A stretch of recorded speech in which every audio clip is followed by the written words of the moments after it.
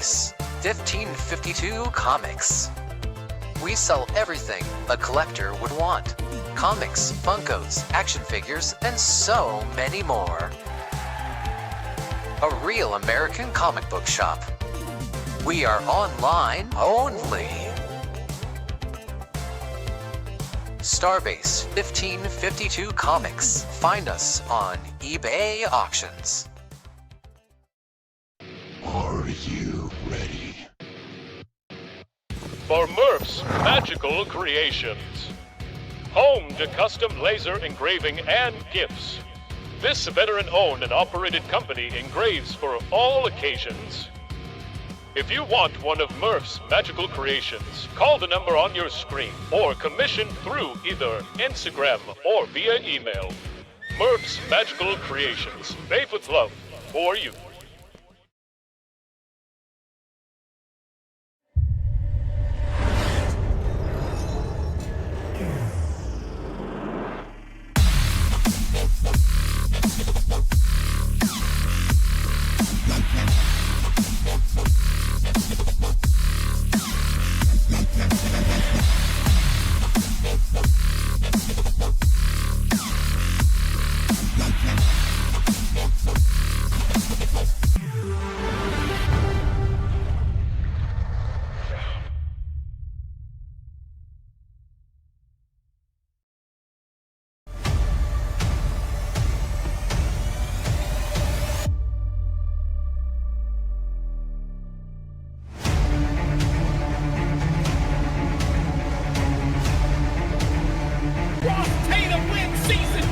Of the NASRA Blanchard's towing Xfinity Series. Brady LaBeouf will win the championship and the race in the Butt Kicker 250. Keith Bradley gets his second championship on the Friday Night Series with the Concerns of Police Survivors Truck Series Season 8. His rookie season, he will win the championship for the Concerns of Police Survivors Truck Series.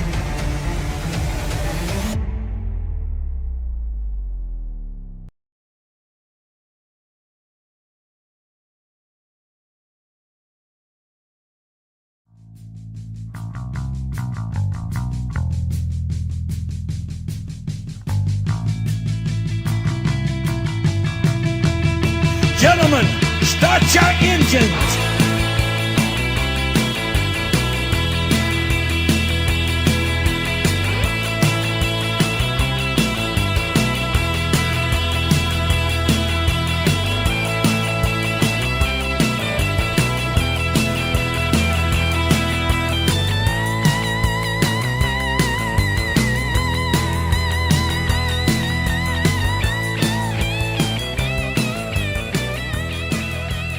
Well, ladies and gentlemen, welcome to the Thanksgiving Hangover 350, a NASRA special right here at one of the best tracks, honestly, in my opinion, that I have ever seen, and some of the best racing that you'll ever see. Talladega, Superspeedway, Talladega, Alabama. You're going to see some of the best racing for 350 miles live here tonight on the NASRA 360 Racing Network. Good evening, folks.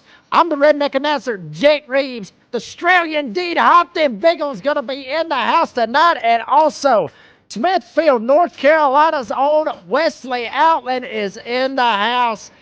First of all three of you, happy Thanksgiving. Little late, but happy Thanksgiving to each one of y'all. Wesley, good to be back up here in the booth with you, buddy. It is always a pleasure to be able to join you, Jacob Reeves, when I can on the Friday night programs. Of course, I know you and Dean and Stephen Bartlett, the Viking, have done a phenomenal job. But, man, I hope everybody that's watching on this Black Friday had a phenomenal Thanksgiving. Thanks to the sentiments yourself, my friend Jacob. And obviously, we're ready to see what happens here in Talladega tonight. Looking forward to seeing what action happens on the back straightaway. And again, what a special show. Again, this is 350 miles. I think this is the first time we've ever gone this long of a distance here at Talladega. It will be a good one. And now we'll be ready.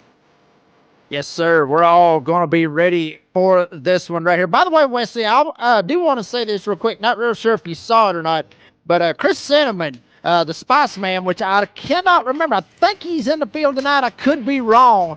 But I think the Spice Man, I thought he was actually going to be in the field this evening. But I know that I made a highlight video of him from Monday night, which was here at Talladega when he made that save coming off of turn 4.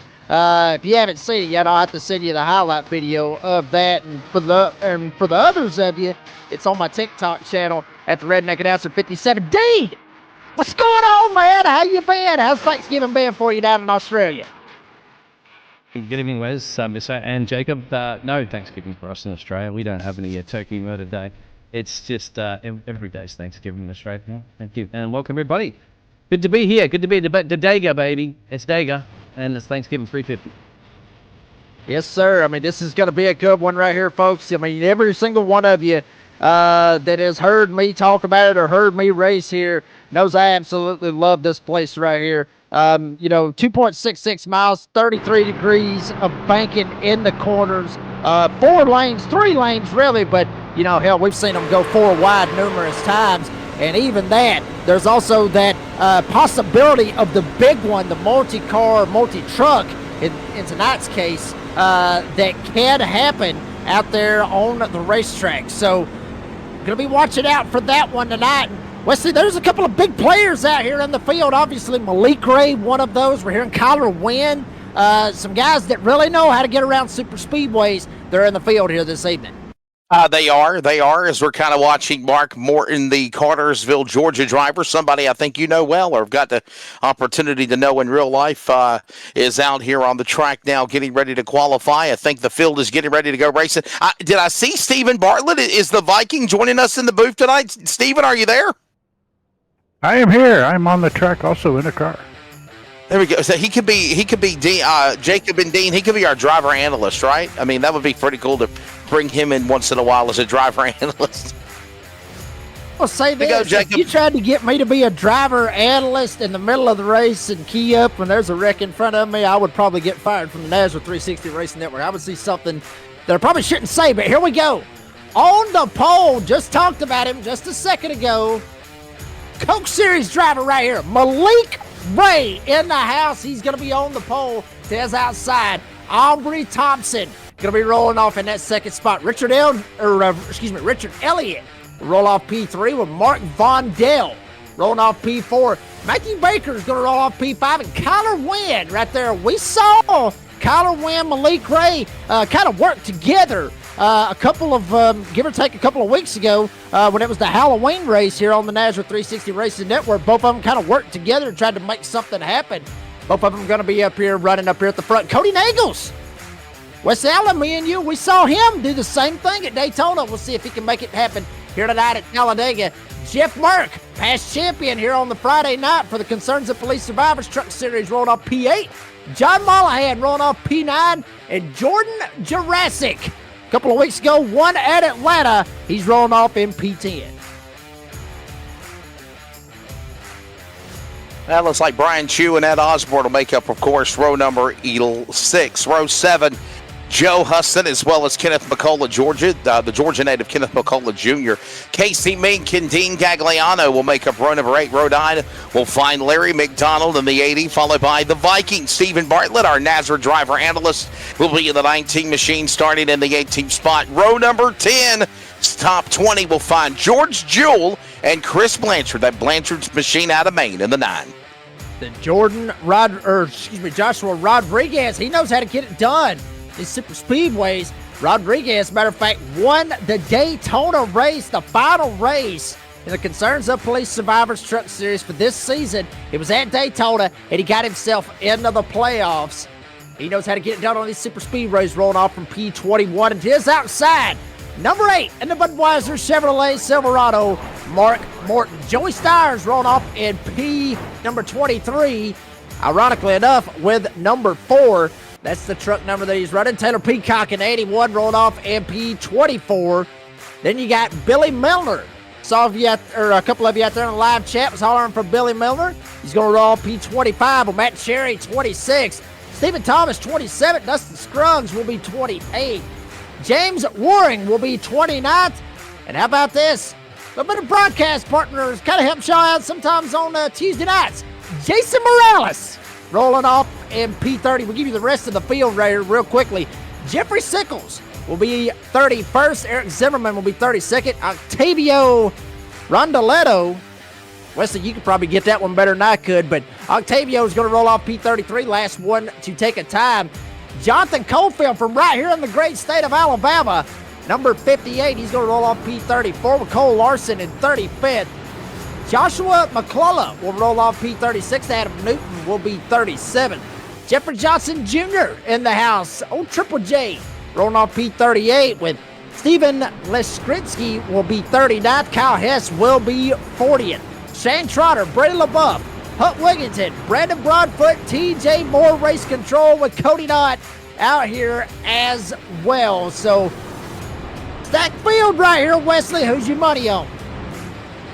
Well, I would have to say probably based on the experience that he has from the eNASCAR Coca-Cola iRacing Series, you would say Malik Ray, but honestly, it could be a who's who, anybody, just being bluntly honest. Let's introduce you as I'll be picking him up down the back straightaway off of turn number 1 and 2. By the way, the lights are off for the safety car. They come back to green flag next time by for this Thanksgiving Hangover 350. Tell of the tape for the 2.66 mile Talladega Superspeedway on the virtual iRacing in Anniston, Alabama. 33 degrees of banking, 16.5 degrees in the tri-oval, 2 degrees on the straightaway. And that's where I'm at, a 48-foot width wide, 4,000-foot backstretch known as the Alabama Gang Super Stretch. It is wide, it is fast, and there is a flat apron where the drivers can race 3, 4, 5 wide, even 6 wide if they're brave enough. Talladega Superspeedway is the longest oval track on NASCAR's schedule and iRacing. And as these guys get ready to calm the nerves, the butterflies begin to settle. You see me up there, up top on that virtual Sunoco tower, Jacob Reeves. I'll be catching all that action off of turn number 2 as they thunder their way down this 4,000-foot backstretch. It'll be a good one here at Talladega. Good evening. Yes, sir, and that's back there. That's the party crowd back there. I remember those seats back there when they was there, the Allison grandstands, when it was just $49. You could get Saturday and Sunday, and then they tore it down and made it an RV lot. That's a damn shame. But anyway, here we go. Lights out once again, as Wesley Outland said on the pace car. There you see your stages. Only reason these stages are here, folks, they're not paying out any points. They're going to be paying out a little money, which, from what we're hearing, $350 to the winner here tonight. Stage 1 going to stay green at lap 40. Stage 2 at 85. We will stay green there. And we'll go all the way to 132 to make up the 350 miles here tonight. 4 sets of tires. We're hearing that also it was unlimited green, white checkers from what we understand, and no fast repairs. That's going to be a big one right here. 132 laps with 43 drivers out here. No fast repairs. It's going to be all about survival, folks. If you have not yet, like and subscribe. The little turkey down there in the bottom right. And, folks, we're ready to rock and roll. Pace car is off. I hope each and every one of you are as excited as I am. Raise your glasses up. Get your whiskey. Get your gin. However you got it. We're cranking them up here tonight at Talladega. Thanks to Thanksgiving Hangover 350 underway. And Malik Ray, Aubrey Thompson on the front row. They're already starting to slam into one another. Baker slamming into Elliott. Elliott had to get off the gas. Didn't want to run into Malik Ray. 2 by 2 for at least 10 rows as they worked away into turn 2. 33 degrees, drops down to 2 degrees on the back straightaway. Here they come. It'll be about a lap or 2 before they get up to full song, but they're already bobbing and weaving. It's Thompson up in front. Vondell second. Malik Ray, the pole machine, pushed back to third. Wynn, Elliott, and Mert now. Dean working their way to you up the bank and into 3 and 4 to complete lap 1. Yes, they are keeping it nice and steady at the moment. Third lane forming up high in the midfield at the moment, gentlemen. But take it easy, well, they all know 130 big ones to go. First lap in the books. And big time sliding around right here. You see Kyler Wynn right there. Oh, baby. Go 3 wide. Stick it right up the middle. Vondell hung out to dry. Aubrey Thompson still got the lead. Here comes Malik Ray back on the inside. A lot of bump drafting and tandem drafting going on, Ollie, on lap number 2. Thompson out of the lead on the outside lane. Malik Ray now powers back to the bottom. He's got Wynn and Elliott. And meanwhile, Mark Vondell slung like a rag doll. He fell back into 12th spot now as they work their way into 3 and 4. Vondale going to be up there on that top side. He is absolutely gone. Aubrey Thompson getting a shove from Kyler Wynn right behind him. Jeff Merck in the house as well. There you see Malik Ray right on board. Jeff Merck got the virtual cap. Look at them eyes right there, Wesley. He is absolutely scared. He don't know where to go. He is just waiting for that one little slip at 190 miles an hour as they climb the bacon in 1 and 2, 33 degrees as they work their way back to you, Wesley Outlet. Yeah, love goggles, Jeff Merck, the way he does his facial expressions. Wait till the tongue comes out as well. Right now, they work their way to the back straightaway. It's Thompson up on the high side, Ray on the bottom. Here comes now some changes for position on back. And look at him getting sideways. Malik Ray, what a push on the inside by Elliott. Baker's going to pile in on the bottom. He's got help with Elliott as they work their way to Dean off 4. Here they come. Can he go anywhere in the middle? Not quite just yet, gentlemen. They're taking it easy, and there's a little camera there of Matthew Baker. Looks cool, calm, and collective, I think, at the moment.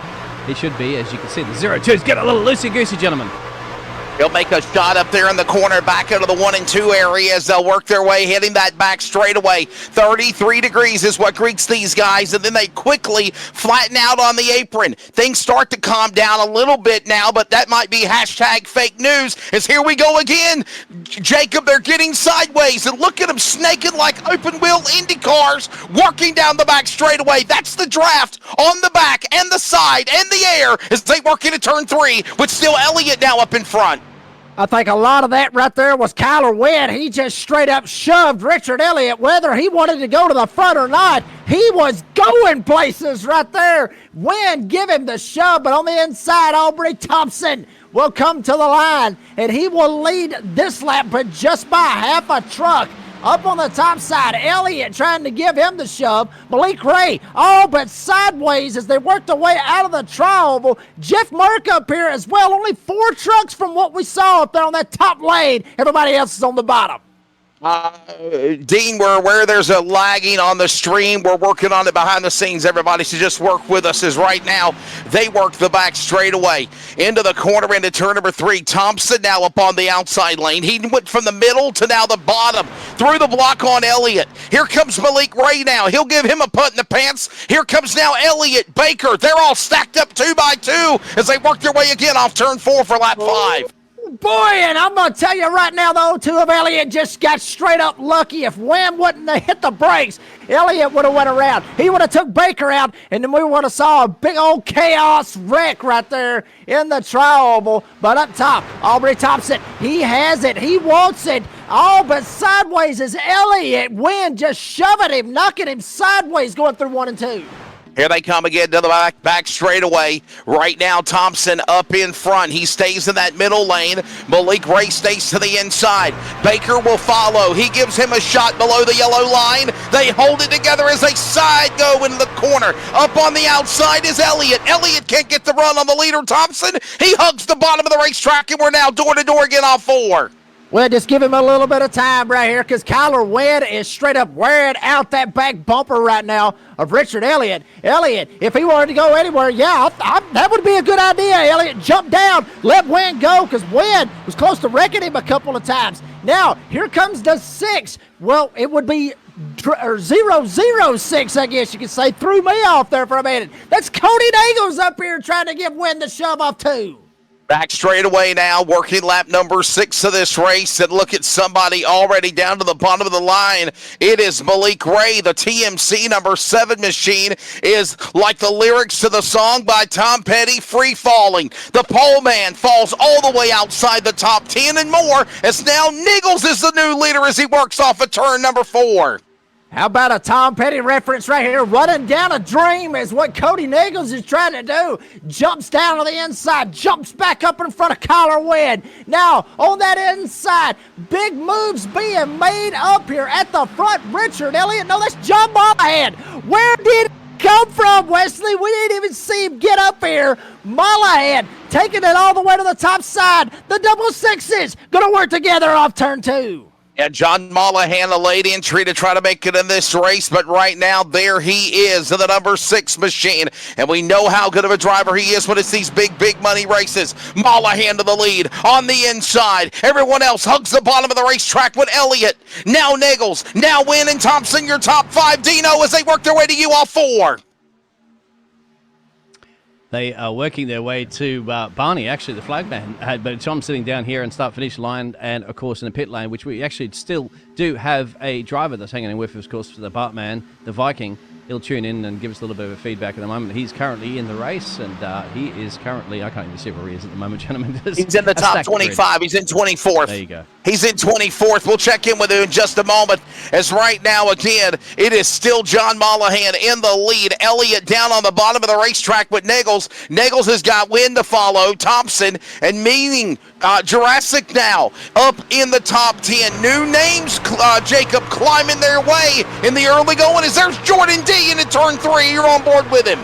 How about Jordan Jurassic knows how to get it done here. Jeff Burke, obviously, he knows how to get it done as well. But up front, Mollahan, he is going to straight up get wiped out, I guess you could say, as far as shoving and speed goes. Nichols to the lead. Wynn goes to second. Here comes Baker on the outside. Merck's going to follow. The whole inside lane has died right here. Baker jumps down. Now Merck, they hang him out to dry. Merck is a sitting duck all by himself up on the top side. Yeah, look at what happened to that man. He fell all the way back by the wayside, and here comes everybody licking their chops up on the top shelf. Right now, Cody Nichols in the lead. He throws the block on Wynn. You can't block them all. Baker back to the inside. He now gets a shot there from Mollahan, and now helps coming up on the top. Hudson goes 3 wide up against the safer barrier. Can he get something going? Not yet as they work off 4.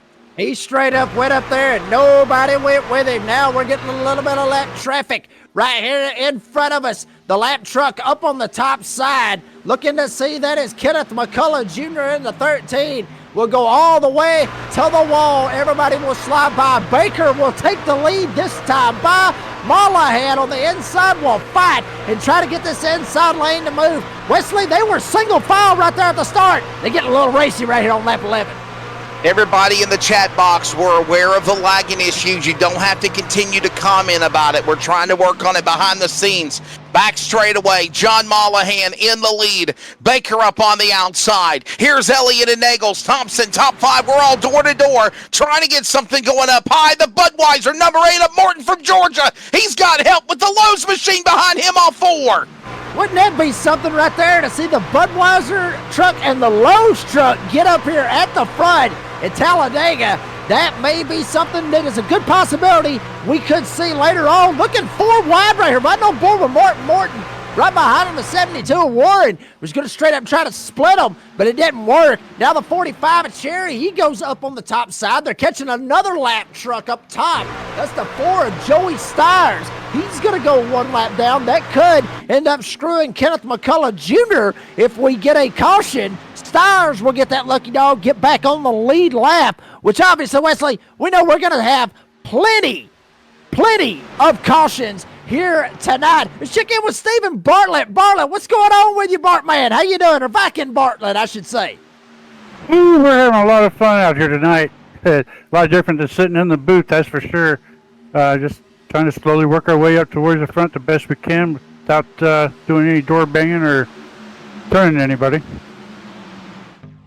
Wesley, you got anything for the Bartman? Or I keep saying Bartman. I'm used to it. Sorry, Steven. I used to call him the Bartman, the Viking. No, man, just go out there and do your thing. I don't like to bother these guys when they're in work mode. Back straight away, and there's Stephen Bartlett right now in that 22nd position. You just heard from him a moment ago as we now go back up to the front of the leaders. Mollahan and Baker, they're still side by side here at the Thanksgiving Hangover 350, and right now approaching lap number 13, the midway point of stage number 1, and look at all of this great action happening behind them as they work back to the line. Mollahan in front. Baker up top, right behind him. Nagels right behind him. Aubrey Thompson up there in the 13. Kyler Wedd up here as well. How about this outside? Here we go. Fixing to see a little 3 wide. Morton up on the top side. He is trying to go places, son. He's got James Warren to his outside. The Budweiser Chevrolet coming to the front. Some of the Scoop fans, Wesley. All of this happening again as we're about to try to go 3 wide. Morton up on the outside, up against the safer barrier. He thunders down the Alabama gang super stretch. He's got help behind him in the likes of that 72 machine. A little push, a little shove up the track. That's warning and take warning. The outside lane, will it work? When will it work? That's the question as they're door-to-door off 4. Yeah, not a whole lot of help up there now. Look like we got a little bit of a taker right here. Jeff Merck, a past champion with the Concerns of Police Survivors Truck Series, jumps up to the top side. Numbers could play a factor right here. Morton thought about even trying to go 4 wide there for a second, but thought different. Jumps right in behind Merck. Waring right behind him, as well as Baker up here still battling with John Mullahan as Merck gets up to that 3rd lane. Back straightaway now. Baker is in the middle lane.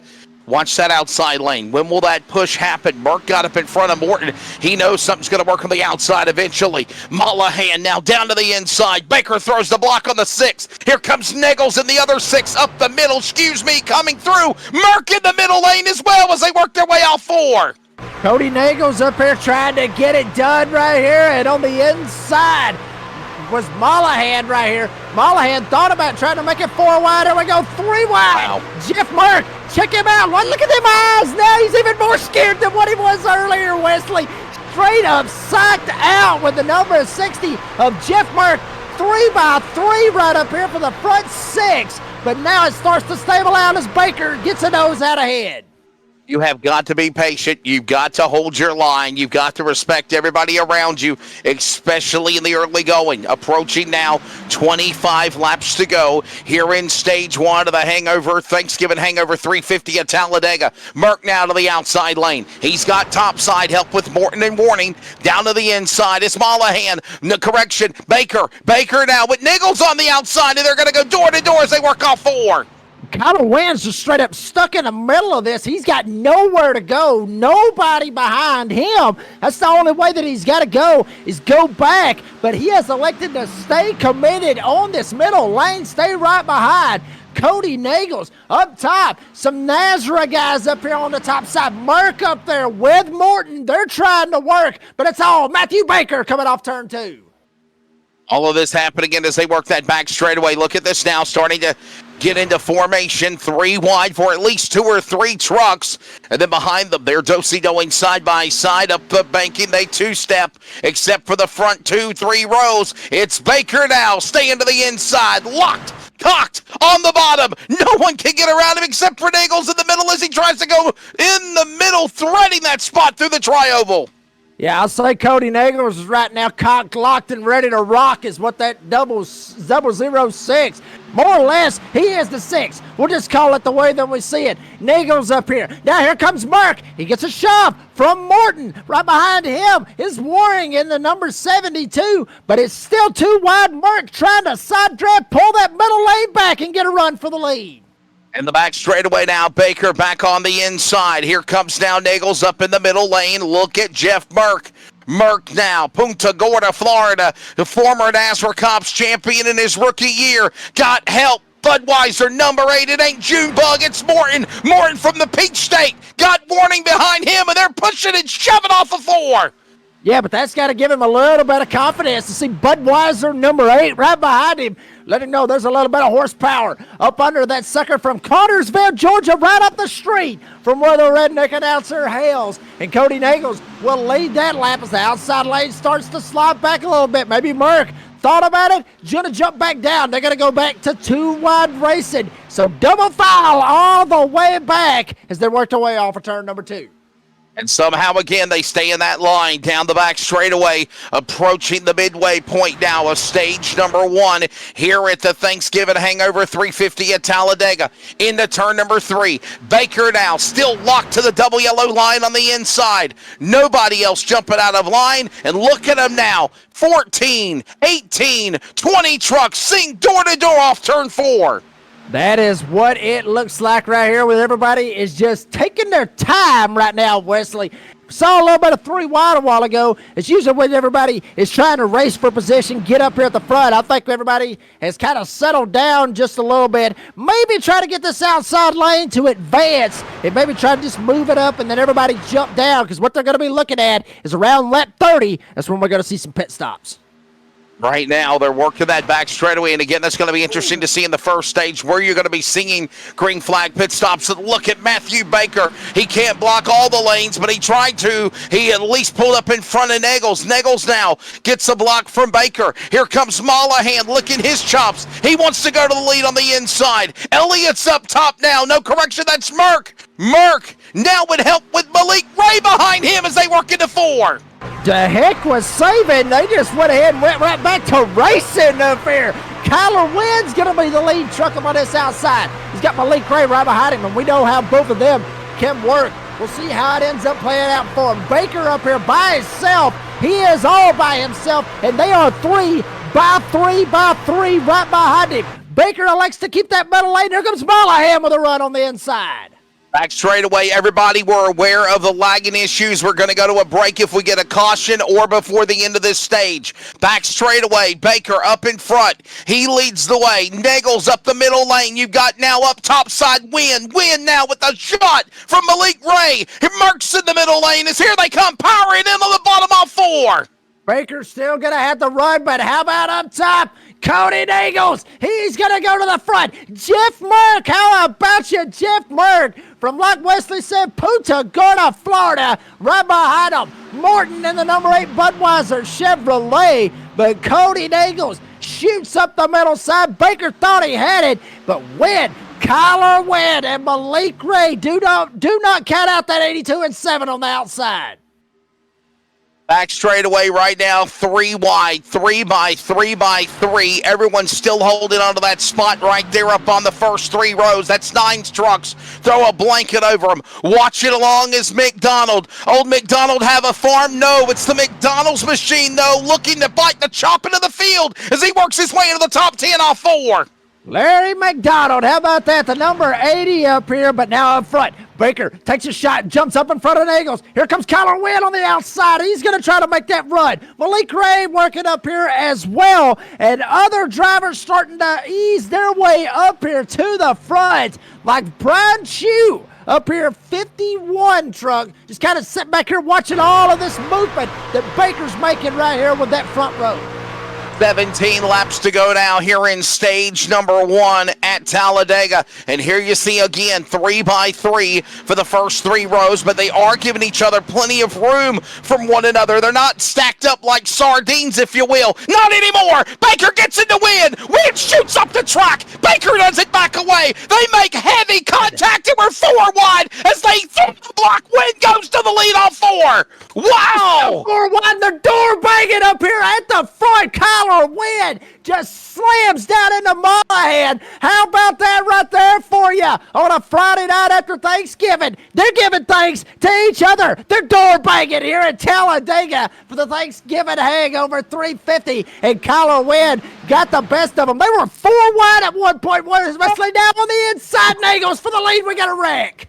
And we got trouble. Warning involved. James Warning crashed. So is Matthew Baker. The number 6 machine is also caught up in it. You knew it was bound to happen. The TNT or the C4 was lit. It was bound to blow. There's the outcome of why we're under caution. Look at the dejection on Matthew Baker's face as he takes a swig of, it looks like adult beverage, to put us under the caution flag for the first time here in the Thanksgiving Hangover 350. Oh, you knew it was going to come undone there, Jacob. Yeah, absolutely. That's exactly what we were seeing. We saw the 4 wide, the door banging, all the chaos happen right here. Check it out right here on the instant replay. Looks like Warren just thought he was clear right there. I mean, he was bump drafting, or not necessarily bump drafting. Malik Ray comes down. Warren just says, you know what, I'm going to come down with him. The bad part was Matthew Baker was there occupying that spot, and then you just see others just squeak by Warren right here. Obviously, the steering was knocked out. Check it out one more time right here. Watch Ray right there. There's Baker in the 5. Here comes Ray. Ray's going to see a hole. Ray's going to jump down. Warren just tried to follow him, but Baker was there, and then bam, Warren takes a crazy ride right there, literally up in the air. Hate to see it right there. A little Trump Pence, I guess, on the 5 right there. I'm not really sure what they were going with on that one, but anyway, it wasn't Trump. It was Vance. It wasn't Pence, but anyway, Warren goes around, Baker goes around, and caution out right here, Wesley. And from what we're hearing, we'll see. We'll stick around real quick. We'll see what we're looking like as far as pits right here. No, we need to go to a break. We need to go to a break, guys. We're having some serious technical issues. Our numbers are dropping. We need to go to a break and hopefully fix it. Everybody stand by. If the broadcast does go off on the air, quickly just find the new stream and click on the new stream. It might be a new broadcast posting, okay? Thank you.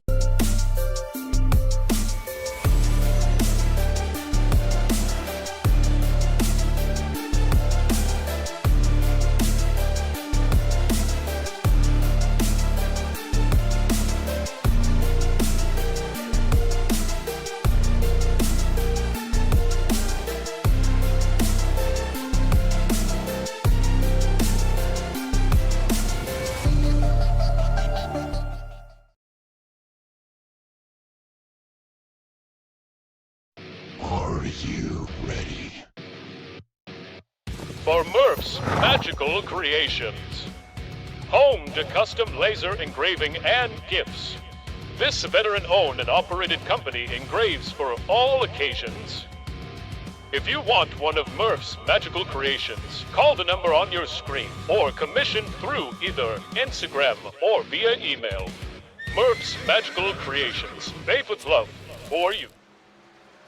Well, folks, we're back here at Talladega. Thank you very much for each and every one of you sticking with us through a little bit of a technical issues, but we got everything lined back up, and we're ready to rock and roll here at Talladega. So hopefully everything is back to it. And if you got other family members watching at home or watching in other places, let them know that we are back live. We got it going right here. Malik Ray up front. Collar Wynn right here. Right beside of him. Mullahan. Nagels up here. Front 4 guys, Wesley, they've been looking good. They have, and obviously we want to apologize for our technical issues. That's the reason why we quickly went off the air, but we didn't want to go off the air because we knew that the action was really, really heating up, but obviously we've made some adjustments, and that's why Dean Hopton stepped away, so definitely we're working on things behind the scenes. We don't want you to think we're trying to put out a subpar broadcast. Looks like things are looking a lot better. Pace cars coming onto the pit lane, Jacob, and we're ready to settle it here still in stage 1. I'll say this, I'm just kind of happy that caution did come out and give me time to refill my glass and put a little whiskey in it. And hopefully everyone had a chance to do that as well. Here we go, green flag in there, Malik Ray. In the number 7, Kyler Wynn up here on the outside. John Mullahan up here with Cody Nagels. Jeff Merck up here as well. Top 5 starting to separate themselves as Brian Chew trying to get a run up here on Richard Elliott, but it's all Malik Ray on that inside. Here comes Kyler Wynn with a run on the outside. Yeah, back for the restart. Kind of wonder how much damage might be also on the Wynn truck in the 82, but it's not showing any signs of slowing. The 82 Sim Motion machine up in the P1 spot. Nagels now, but company from the pole man, Malik Ray. They're door-to-door with Mullahan in the back as they go to 3. Now to be careful, don't want to button draft the wrong way, but Nagels really doing a very good job right now, staying right on the left rear, but got to be careful right there, Wesley Allen. You can easily turn them. Wow, Wynn got a little bit sideways right there. Nagels down on the door, side drafting so hard on Mullahan. Mullahan had to boom his way up on the inside. Ray up here on the bottom as well, but Nagels trying to hold that inside lane back. Mullahan did not care. He sends it as they're battling it out for the lead. Hold on to that spot right there to the back straightaway. Wynn on the inside. Malik Ray on the inside. Got a shot in the shorts by Mullahan. He got some help there by Elliott. There goes up the outside lane. Wynn now, of course, with Elliott alongside. Side by side, door to door. Malik Ray now back to the lead. One of the star drivers of the NASCAR Coca-Cola iRacing Series leads here off of turn 4 at Talladega. Top 12 is double file. Then right behind them, Dustin Scruggs in that 13th spot. And then after that, they are single file all the way back through the field. Malik Ray up at the front. Kyler Wynn gets the shove from Cody Nagels. Mollahan down on the inside. Merck up here trying to get him some. And old Big Mac McDonald's Larry Mack up here running off turn 2. That's McDonald in the 80 McDonald's machine. He has found his way to punch the ticket inside the top 10 now. Look at this gaggle of traffic right now. The top 15 right there with one another, with Wynn in front as they're closing in on 10 to go here in stage 1 at the Thanksgiving Hangover 350 at Talladega. Yeah, this is going to get good right here as you see it. A little bit of wiggle and a jiggle up at the front. Wow, big slide right there. As Malik Ray almost ended up spinning out. Cody Nagels stacks up the outside. They're going to get 3, 4 wide. Everybody's starting to slip back right there. Who slipped back? I believe that was Jurassic. He slipped back. Everybody stacked up on that outside lane. Cody Nagels takes Malik Ray all the way to the front off 2. Somehow, look at Nagels now. There's slow traffic up on the outside lane. They give plenty of room to the leader. Nagels now, Ray behind him. Here comes John Mollahan. He threw the block up on the side of the machine to the 7. This opens the door to Cody in as he works back to the lead. They're getting slicing off at turn 4. They're getting good. Malik Ray got a little bit of an idea. He jumps up top. Nagels is absolutely hung out. Where does Merck go? Merck slams him straight into the tailgate. Malik Ray gets clear. Wynn tries to clear himself, almost turns himself. They're going to door bang. Nagels shows him up on the racetrack. Big slide. But all this going on, John Mollahan will take the lead. And Malik Ray going to fight back hard on that outside. Second or third time getting slung like a rag doll is Kyler Wynn. He now falls back into the clutches of the top 10 in the back. Meanwhile, Malik Ray for the 5th time now pops up as the leader in that TMC entry number 7 Chevrolet. Nagels, Mollahan, Merck, Elliott, top 5 in there, stacked right there alongside one another on 4. And you got to wonder if there's a little bit of beef right now between Cody Nagels and Kyler Wynn. Now Nagels jumps up to the top side. Yes, there may be beef because Wynn is not going with him. On the side, Mollahan, now Nagels jumps down. He throws the block. They hang out Merck. Malik Ray up on the top side, but Mollahan and Elliott gonna get away. But now that outside lane advances. What? I'm telling you, some of the craziest moves is happening right here at the front, Wesley Outlet. A push, a shove, a wiggle, and a jiggle, and a giggle, and a bobble, and those 7 got really sideways. Holds on to the lead. Malik Ray with a shot by the 6. He throws the block in front of Mollahan. They go to the inside. Wynn's now back in the dogfight as they work off 4. And now Nagels gonna jump up to the top side. Here comes Ray. Ray gives him the shove. On the inside, Elliott, you're gonna try to give the shove to Mollahan. Wow, I'm telling you, some of the craziest moves. The only one that's in the top 6 that has not made a crazy move has been Larry McDonald. He's just been watching all of it, just seeing what's going to happen. Now, Nagels jumps down to the bottom side. Ray up top, Wynn with him, Merck up there as well. Ray, Nagels, and Wynn, they don't care. They're just throwing it out there right now, Wes. Now side by side, look at this now. Malik Ray up on the outside lane. Cody Nagels in the extra life entry. Down to the bottom, Mollahan will follow. So will also Elliott. All from the top of the camera view from the roof of Kyler Wynn. Slung like a rag doll, as I mentioned earlier, but now right back in the fight. No fast repair, but it's like he's a cat with 9 lives, and he's right back up there for 3rd alongside Elliott off 4. Mollahan will take the lead. Here comes Ray. Here comes Wynn. Ray will get the lead. Wynn shoves Ray all the way to the front. Jumps down, barely clear over Mollahan. I'm telling you, you couldn't have got much closer right there with Ray and Mollahan. Now Nagels comes up here and gives a shove to Wynn. Wynn and Malik Ray battling for the lead off turn 2. Just a little side draft, and you saw how wicked they were, bonsaiing inside and outside on the outside lane. By the way, new broadcast up. Don't forget to share it with your friends and family, and don't forget to subscribe and like as well. Here they come, down into 3 and 4. It's Wynn the leader as they work off on the inside. Malik Ray battles back. Little bit of side draft. Wynn trying to get down on that door. pull Ray back as much as he possibly can. Now about 5, maybe 6 up on that top side. How about Chris Cinnamon has worked his way up here, started 20th, and Stephen Thomas up here as well, started 27th, has worked his way up to 9th. Some of the good guys, I guess you could say, Wesley, some of them that we call on Mondays, Tuesdays, and Fridays here tonight. Whoa. Hangover 350 as they slide around. And they were getting really sideways there for a minute. Boy, I'll tell you what, Kyler Wynn just about got used up one more time. This time he does side draft off Elliott. Somehow he saved the truck. Had some big help with a 6. And now Cody Nichols with a shot into McDonald. McDonald below the apron. Somehow they hold it together. That should have been 3 wrecks in one time. And somehow they're still full song with Ray in the lead off 4. I'm speechless because there is no way that they just did that, but they did it. I don't know how they did it, but they did it. It was like Chris Cinnamon's save Monday night here in Talladega. It just happened. Merck getting the show. Peacock up here. The NASRA boys trying to work together, trying to get them some and win. Oh, what a save by the 82. Kicked it sideways. No, he's not going to save it. Peacock flipping. Oh, boy, we're crashing.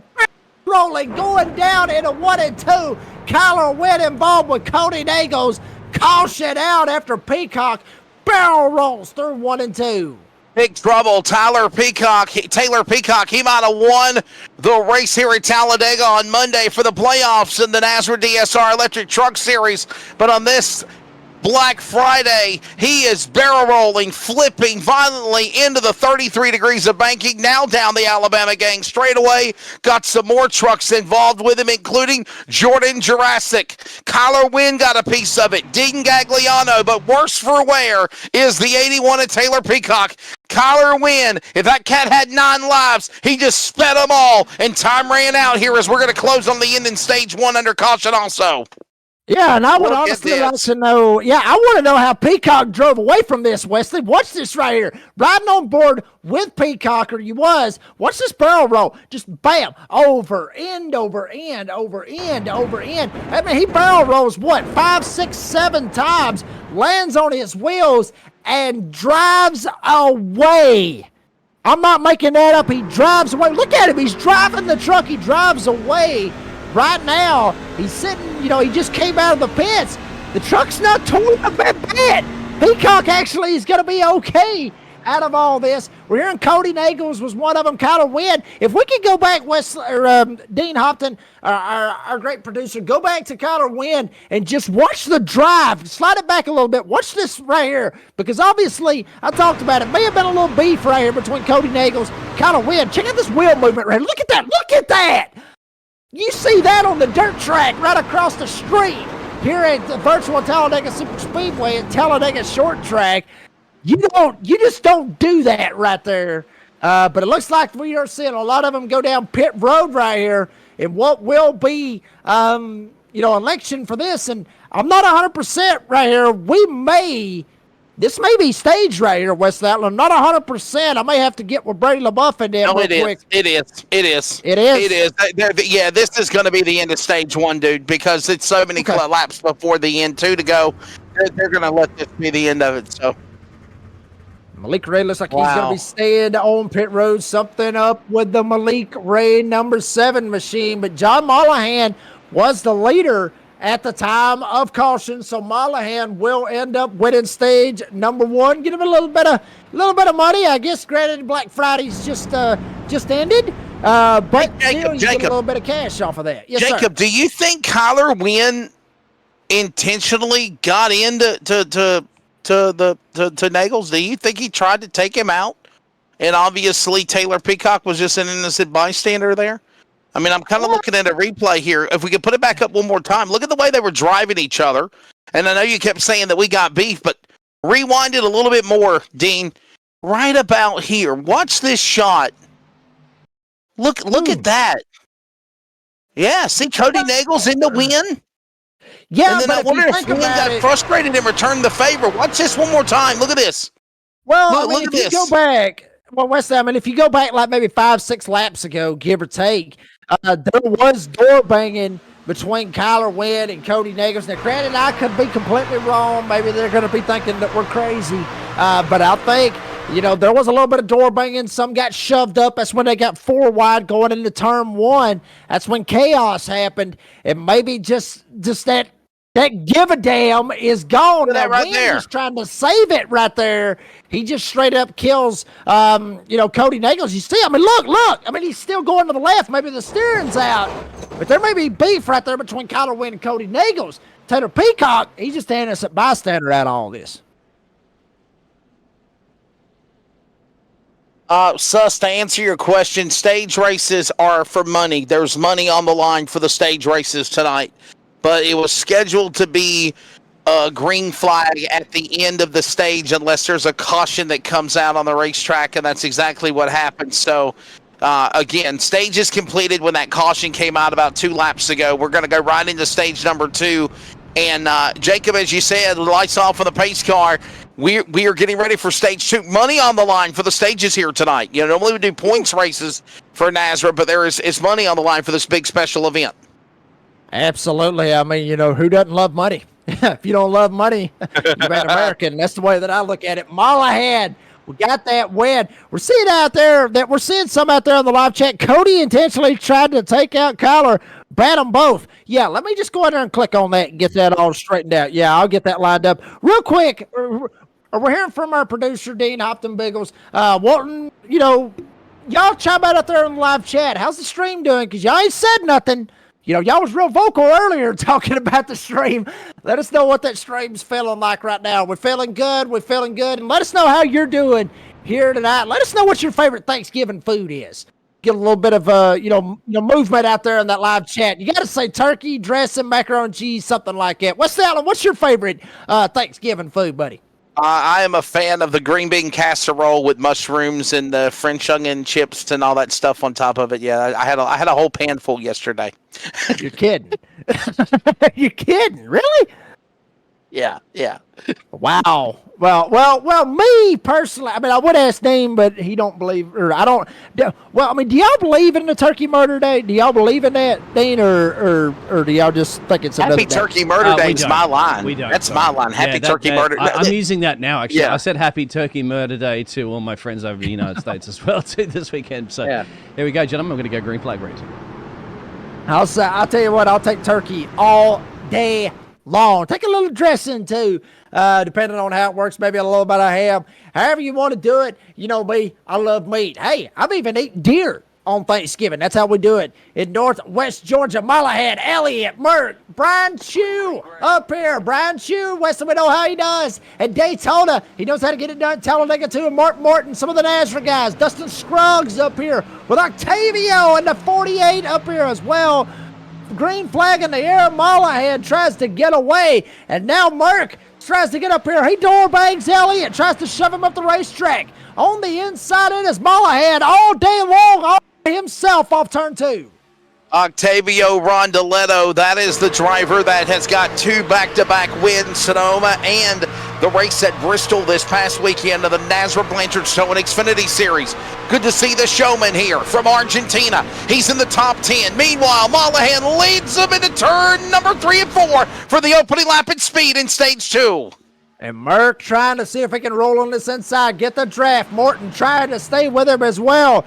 Brian Chew in the 51 on the outside. He's trying to make something happen. Von Dale up here as well. And how about the one of Jason Morales right there, that number 1. Lime green and white for Highline Racing up on the top side. 3rd truck in line. Where did he come from? A lot of them that started at the back, West Allen. They're coming to the front. And working down to that back straightaway, John Malahan now shows his strengths on the bottom of the racetrack. He's got Merck behind him. Morton will follow. All this happening down to the outside lane. Richard Elliott, he's got some help now. Brian Chew, first time we mentioned his name in the broadcast, up into the top 5. They're side by side as they do-si-do all 4. And there you saw it right there on the left side for what is upcoming DSR Electric Truck Series. On Monday night, Tuesday, Blanchard's Toyota Xfinity Series. Wednesday, the NASRA Cup Series. Thursday, Goat Locker. All this on the NASRA 360 Racing Network, by the way. And tonight, what would have been the Concerns of Police Survivors Truck Series. It's the Thanksgiving Hangover 350, the day after Thanksgiving. Elliott up here, he's trying to get him some, but Mollahan takes the lead off turn 2. Here they come to the back straightaway. Look at Burke now. Burke's trying to throw the block on Morton. Elliott pulls up alongside the passenger side of his machine, and he gives a shot to the West Virginia driver, Mollahan. Mollahan down to the inside. Merck gets back up under his tailgate, gets a little wiggle alongside Elliott on the side of the 0-2. Here comes Morton and Chew alongside as they work off 4. Mert damn near spot him out, but they keep it straight. Now Mollahan still has the lead up top. Elliott, he's trying to make it work. Brian Chew trying to go with him. Jason Morales trying to go with him. That's kind of weird right there. You see the DSR Electric, Highline Racing. Wesley, we know both of them don't like working together. Those teams don't like one another. Well, guess what? They may have to work together for Thanksgiving Hangover 350 here at Talladega off turn 2. Yeah, there's definitely a little history from the former NASRA category divisions of the iRacing leagues, but these teams have got to find a way to go with each other as right now they work their way up into the corner. John Mollahan, he's on the inside. Merck will follow. He gets a block thrown in front of Elliott. Elliott now throws the block on Mollahan. Mollahan gets stacked back up on the outside. He'll come back to the leader. Correction. Here comes Jeff Merck about alongside in turn 4. Jeff Merck, how about you, Mama Merck in the 60 up at the front. Check out the eyes, boy, he is zoned in. He has got a shot to take the lead of this race. You see Merck right there trying to talk to Morton, but on the bottom side, Jeff Merck in the 60. He's going to get the share from the number 8 Budweiser Chevrolet Mark Morton, but here comes that outside of John Mollahan off turn 2. Down the back straightaway, look at that outside lane now, starting to get some help. I believe that's Vondell again. Vondell had problems earlier, and now he has found his way to climb back up on the top. Correction, actually, that's actually the 88 or the 99 of Jashinsky. All of these guys going at it here. Look at this off turn 4. What was 2, 3, 4 wide earlier has now got stacked up 2 by 2 as they work through the trioval, with Mollahan now leading off 4. Oh, don't tempt them with a good time, Wesley, because you know they love that 3-4 wide. Don't tempt them. They will get back to it eventually. Now, Mollahan jumps to the bottom side. Elliott up on the top side. Morales trying to go with him. And how about Malik Ray? He's back up here in the middle of the list with Larry McDonald right behind him as well. What a shout out to our buddy Jason Morales. He works with me in the broadcast booth on Tuesday night. Of course, I know Jason Morales would love to have a good race here tonight at Talladega. Up on the outside lane, hooked up with Mollahan and Elliott. It all works on the bottom, though, for Mercus. He's the leader coming off 4. Morales tried to earlier. He thought about trying to let Brian Chew in, but thought different of it. Wanted to stay that third truck on the outside lane, stay right in behind Elliott. Now Mollahan trying to roll on this outside. Mark trying to get down on that bottom side, get Mark Morton to give him the shove. While ago, everything kind of spread out, was looking single file. Now here comes Jason Morales. He looks to the outside, tries to get somebody to go with him. He is going to get freight trained. Jason Morales, not real sure if it was planned, but he's going to the back right here, Wesley. And somehow he has found his way to the outside lane. He is like if you've just lost your best friend. He's got to find his way to get back in line and stop the bleeding, if you will. Get in line, find a place to tuck in, and get back up. And he's still, you see up on the outside lane, everybody flying by the 1. He might end up all the way almost in dead last as it's Merck leading him off turn 4 now. Woo! Merck almost got cleaned out right there. Look like Morton almost got the nose down there on that inside lane. Had to get out of the gas or he's going to end up spinning him. Mollahan, he'll lead that lap by 2/100ths of a second. We're hearing also that Stephen Bartlett has elected to bail out this evening. Now Merck, he gets clear. He's going to jump up. Here comes Mark Morton from Cartersville, Georgia on the inside. Look at the Budweiser number 8, shades of what Junebug did to the Cup Series when he won 4 wins in a row at Talladega. Now he's on the inside. Look at now Morton showing his strengths, powers all around side the machine of Mollahan and Merck. He's got help behind him, and Vondell now back in the dance as they work all 4. shades of Dale Jr. and Wesley. I was at all 4 of those races where Dale Jr. won them 4 in a row, but Mert got the shove on the outside, jumps back down, and jumps right in front of Morton. That might have screwed him. Here comes Mullahan. Here comes Elliott. Here comes Ray. Now that outside lane starts to form up. McDonald's going to jump up here as well, but Mark fights hard on that inside. And right now, back straight away. Look at this move now with Mullahan up on the outside lane. Merck will follow into the corner. He's got, of course, now Morton behind him. Look at Mullahan now. Change up from the outside lane. Now back to the bottom. He gets a shot. Opens the door now. Look at this with Elliott. Elliott's been able to hang tight with these guys, and so is Malik Ray. Old McDonald had a farm here in Talladega, and he's into the top 5. E-I-E-I-O, all 4. Yeah, absolutely. I mean, he's going to go all the way to the front of the cows come home, if you want to put it that way, Wesley Allen. McDonald riding on board, 3rd truck on the outside lane. Number 80 has worked his way into the top 10 from 17th starting spot. Morton up here, who started in the 22nd spot. He's up here in 5th. Mullahan battling for the lead off turn 2.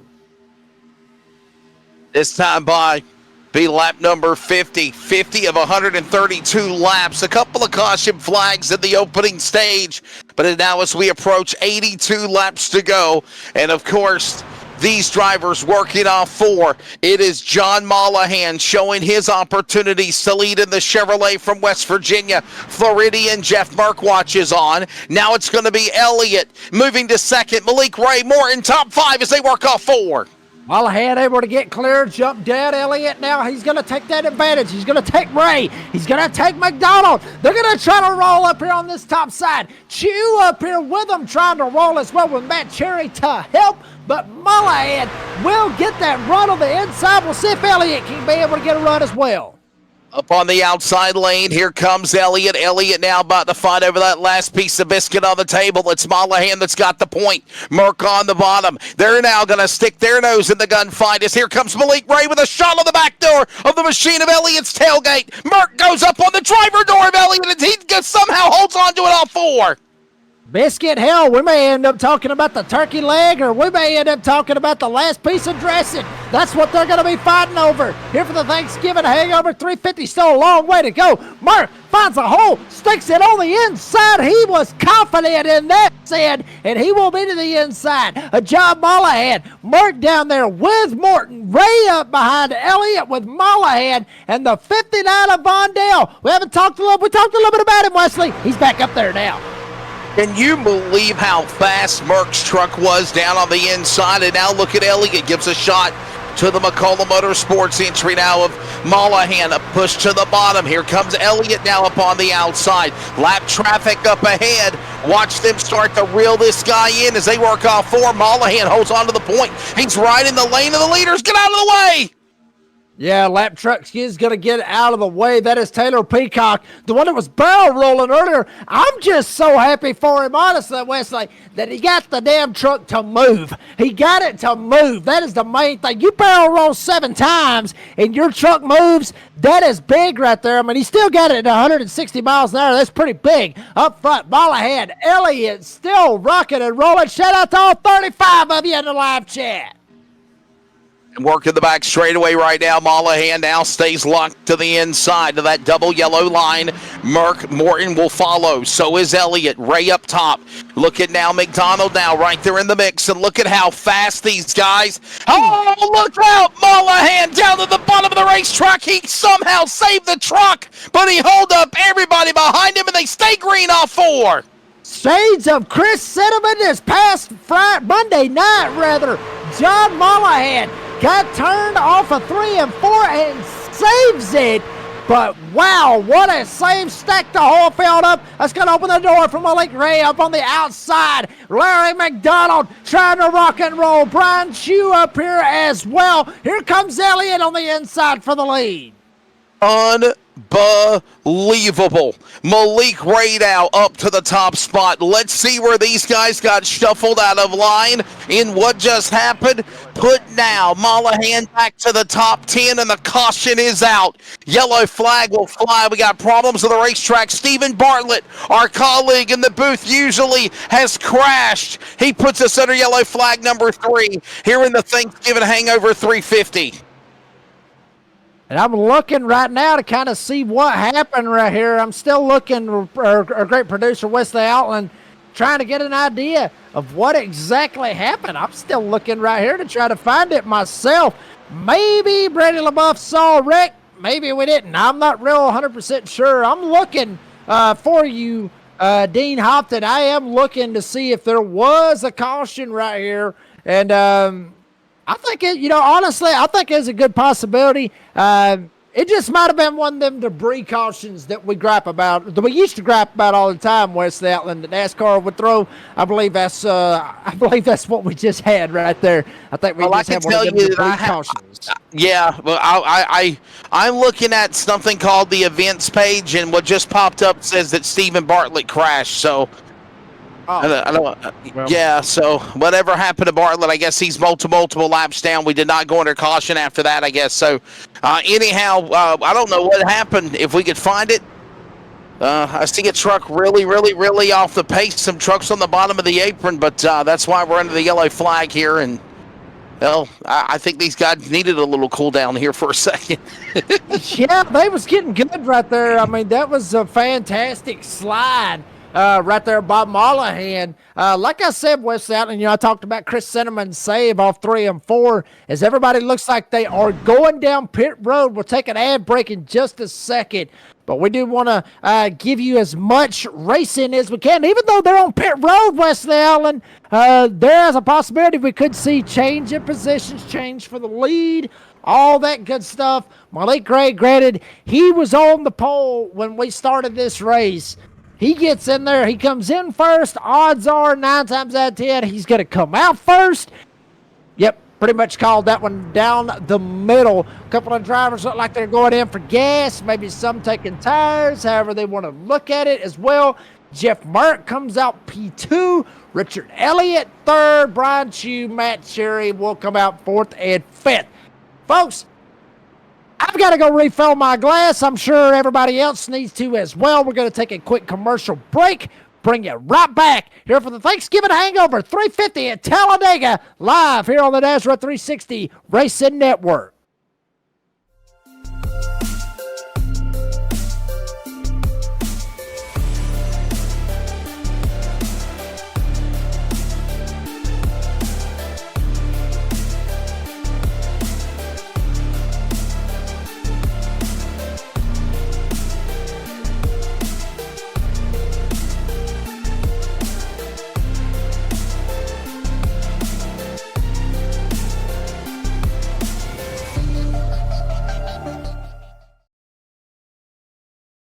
Are you ready?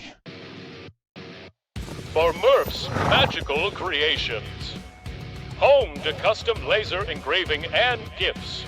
This veteran-owned and operated company engraves for all occasions. If you want one of Murph's Magical Creations, call the number on your screen or commission through either Instagram or via email. Murph's Magical... Starbase 1552 Comics. We sell everything a collector would want. Comics, Funkos, action figures, and so many more.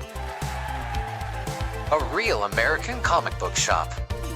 We are online only. Starbase 1552 Comics. Find us on eBay Auctions.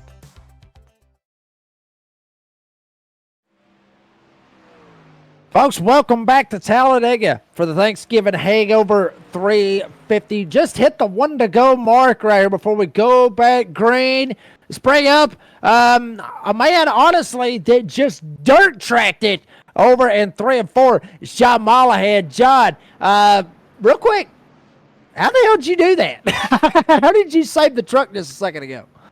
I mean, brother, I had my hands full. It was 10-2 all the way. Just, blessed to be able to put the ropes around it and bring her back home, get her back on the road. And, John, you won stage 1. What's it like out there? Because, you say you're blessed and everything, which I'm sure everybody's blessed, and I'm blessed just as much as everybody else is. But, what's it like out there? Because it just seems like it's just, you get shoved around, you want to shove back, because that's what we saw earlier with Kyler Wedd and Cody Nagel was up there at the front a while ago. Well, there's a lot of egos up here. I don't want to be one of them. I just want my name in the hat at the end. Stage 1, that's like a regular season game, and, we're looking for playoffs and championships here. Hey, we'll take all the beef all day long. We don't care. We'll take it all day long. John, buddy, congratulations on stage 1. Fantastic save a while ago, and who knows? You might not have to save it anymore. You just be up at the front of the end. Good luck, buddy. I'll be talking to you after the race. Woo! Boy, he called that one right there, and I'm assuming you're Team 12, right? Just make sure I'm right? Team 12? McCullough Motorsports. Let them know we're coming. Okay, well, no, I'm asking what team chat are you in is what I'm saying. What team are you in? Oh, I don't even know. Yeah, Tim. Who you in with? Kenny McCullough and the boys. Oh, you in 10. All right, well, I'll put you in 10. Sorry.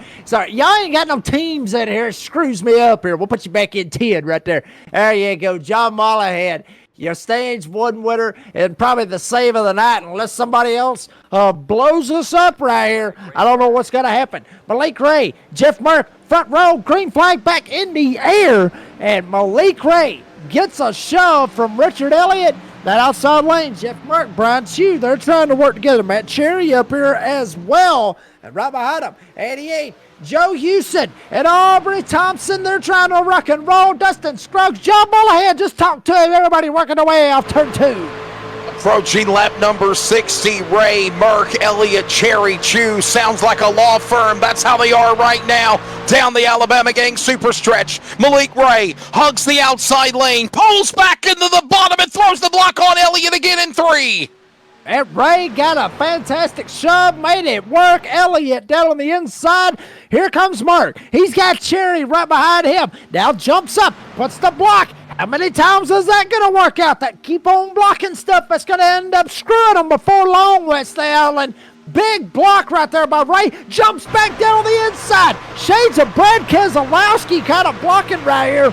The only difference is when are they going to not lift? Because sooner or later, they're going to quit lifting. And Wesley, no faster pairs. Eventually, that's going to come back to bite them. Got to keep an eye on that as now Scruggs is under attack by some trucks on the outside lane. The 23 of Thomas on the bottom. Cofield in the 58, and they're starting to push and shove up in front for the lead as Malik Ray opens the door to Elliott on the bottom in 3. Oh, boy, how about this right here? This is when some of the rednecks here in Alabama would say, watch this. Hold my beer is what you would be seeing right here with some of these guys up here trying to make it work. One of them is Stephen Thomas in the 23. He looked to the outside. The beer truck, Budweiser, number 8, he's trying to go to the outside as well. They thought of it. Both of them going to the outside. Thomas trying to take it to the front. He's got Mark Morton right behind him, but up front, Ray up here with Elliott working their way off of turn number 2. Awesome action here as they hit that back straightaway. By the way, 72 laps to go when they come to the line. 25 remaining here in stage 2 with money on the line in this NASRA special. It's Elliott leading as they thunder into 3. They're getting 3 wide behind them again, though, off 4. Elliott jumps down to the bottom side. Aubrey Thompson up here trying to get his name called. Aubrey Thompson started on the outside of the front row. He has worked his way back up to the front, slipped back a little bit earlier on in the event. But now up here at lap 61, Aubrey Thompson will lead. Here comes Brian Chew to the outside. Brian Chew with how about this? Now we got Jeff Merck. I was fixing to say another driver, but that 58 on the inside, Jonathan Cofield up here for 34th.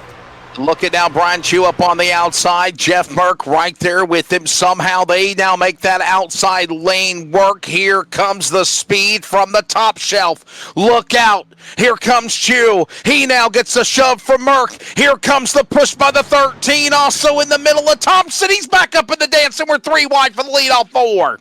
Side by side, 3 wide up at the front. We're hearing out there on the live chat, Bobby asked him, where's Newton? If you're talking about Adam Newton, he was too scared. He didn't even show up. He didn't want to be here. Richard Elliott on that inside. Aubrey Thompson up on the top side. Malik Ray up here gives the shove to Thompson. Chew trying to get the shove from Merck. Mark Morton behind Malik Ray, but Aubrey Thompson leading the gang of the trucks. Fanned out here at Talladega off 2. Back straight away. Look at this action. One wrong move, and you have got calamity again. Somehow, Thompson in the middle lane. Elliott on the inside. Watch it along as Mollahan. Then it's going to be Malik Ray. You know, Elliott's got to think the PBR sticker up on the front hood of his truck is Malik Ray got sideways, crossed up in front of Morton, and now we're 3 wide for the lead again as they work off 4. Ray saw a hole, tried to make it, and now Elliott saw something. He tried to make it work, and Mollahan talked to him a while ago. The Spiceman save off of 3 and 4, and now Stage 1 winner trying to go for the lead again. And how about right behind him? Auburn fan and Alabama native Jonathan Cofield at the front here at Talladega. One wrong move, and we would have had chaos. But somehow, Malik Ray was able to quickly push up in front of the tail of the front bow of the Budweiser number 8 of Morton and hold his line. Malik Ray now knows that third lane up on the outside against the safer barrier is coming to work, and he wants to get up top with him as well off 4. Folks, if you have a heart, like and subscribe to the NASRA 360 Racing Network, and I know each and every one of you has got a heart because you're watching. You are live. You are watching the chaos of 3 wide here at Talladega. Lap traffic jumps down to the bottom. Looked 4 wide for a second, but now they go back to 3 wide. Mollahan, Elliott, Ray. Then you got Cofield, Thompson, and Mark Morton 3 by 3 off turn 2. Back straight away now as they hit that Alabama gang, 3,000 foot back stretch, and here comes now Malik Ray up on the top. Elliott now on the inside. He's got the lead. Malik Ray now tries to power back along. Mollahan, where did he come from? Right back into the dogfight again with these Warlords as they work off 4. And now here we go. Thompson got the lead. Here comes Elliott. Elliott gets the shove from Jason Morales in the number 1. He has worked his way up here and got it up here in the top 3 at the time of the line, running second truck on the outside. And for now, everything has calmed down. Brian Chew right behind him. Thompson jumps up. Here comes Elliott on the inside. Make that correction. That's Mollahan. Aubrey Thompson, though, stays right to the middle lane. Look at Jason Morales now. He'll pull up in front of the machine of the 60 of Jeff Merck. Now Mollahan back on the bottom. Cofield is right there in the dogfight as well from Mumford, Alabama. Sweet home Alabama. This is his home track, and he takes the lead as they work off 4. And how about this right here? Matthew Baker up here in the house in a number 5. He must have sat in pit road long enough for him to change the decal because now it says Trump 4 wide here at Talladega. Merck stuck it straight in the middle, hung out Morales. Baker gonna follow as well. Morales got up there for just a little bit and hung himself out, and for a split second, 4 wide at Talladega. Now 3 wide for the lead here at Talladega. Cofield, you got Mollahan, and you got Merck. Hi-ho, and 3 and 4 wide we go, and now we got contact. Thompson gets turned, goes over to the front bow of the machine of Cofield's truck. Now Thompson spins back up into the apron. Remember, as we mentioned when we came on the air, how long the apron of the racetrack is. They are on the bottom of the racetrack. There is no caution. There is an accident, but no yellow flag. Jeff Merck now the new leader as they thunder through the tri-oval off 4. I'm still kind of shocked, honestly, with the outline. I really thought that we would have seen a caution right there. but no caution on the speedway is up front. Jeff Merck, he is on the inside. Elliott on top. Mile ahead trying to follow as well. Ray up here with Houston. Joe Houston working away off turn 2. Boy, they look like some PBR Bronc Busters and the Virtual Warlords here at Talladega. Put it on the show. What a job by the PBR truck of the number 02 of Elliott right there in the outside, battling all he can. Merck, Elliott, now Mollahan side by side as they're door to door again for the lead off 4. Merck got it down on the bottom side. Here comes Elliott. Now Ray's got to give him the shove. Mollahan right behind Merck. Now you got Houston, Joe Houston in the 88. He's trying to roll. Billy Milner up here. He was up in the top 10. He's still in the top 10, running in 8th. Some of you out there in the live chat asking about the 55. 55, Billy Milner up here inside the top 10. Here coming to lap 69 at Talladega off turn 2. What a save. What a job these guys are doing right now. Down the back straightaway. Now Merck show us his opportunity to go to the lead again. Elliott will follow. Mollahan 1, 2, and 3. That's the way they stand now as we're getting side by side again to the bottom of the racetrack in turn 3 and 4. Elliott trying to roll on this top side. Now Ray trying to follow as well. Morton will follow as well as Chris Blanchard. Blanchard, make that, goes to the bottom side. Milner jumps up top. Cherry, Brian Chew up here with Jason Morales as well. Outside lane starting to advance. Here comes Stephen Thomas in the 23. He's got Lashinsky in the 99. They're going to rock and roll. Both of them probably haven't worked together ever, Wesley Allen, but that's the good thing about special events. You meet new people and you go places. That's where they're going off turn 2. And that's exactly what's going on, my friend, as they hit the back straightaway. Look at Stephen Thomas, another West Virginia driver trying to get up into the battle there with Mollahan and that McCullough entry. Meanwhile, Milner, double nickel. Here's a new name we haven't talked about. Here comes him now right up the middle lane. Here comes Cherry in the Lowe's machine as well, trying to hook up to the Bud machine as they work off 4. And Elliott slides his way to the lead at the corner. Boy, big slide right there by Elliott. Still got Ray right behind him. Merck down on the bottom side. Still got Mollahan. Mollahan and Merck, Ray almost make contact. Top side, here they come. And now Stephen Thomas. Milner tried to make it work. They're going to hang Milner out. Lashinsky was going to go with him. Thomas hangs out Milner, but front Elliott. Merck still battling for the lead.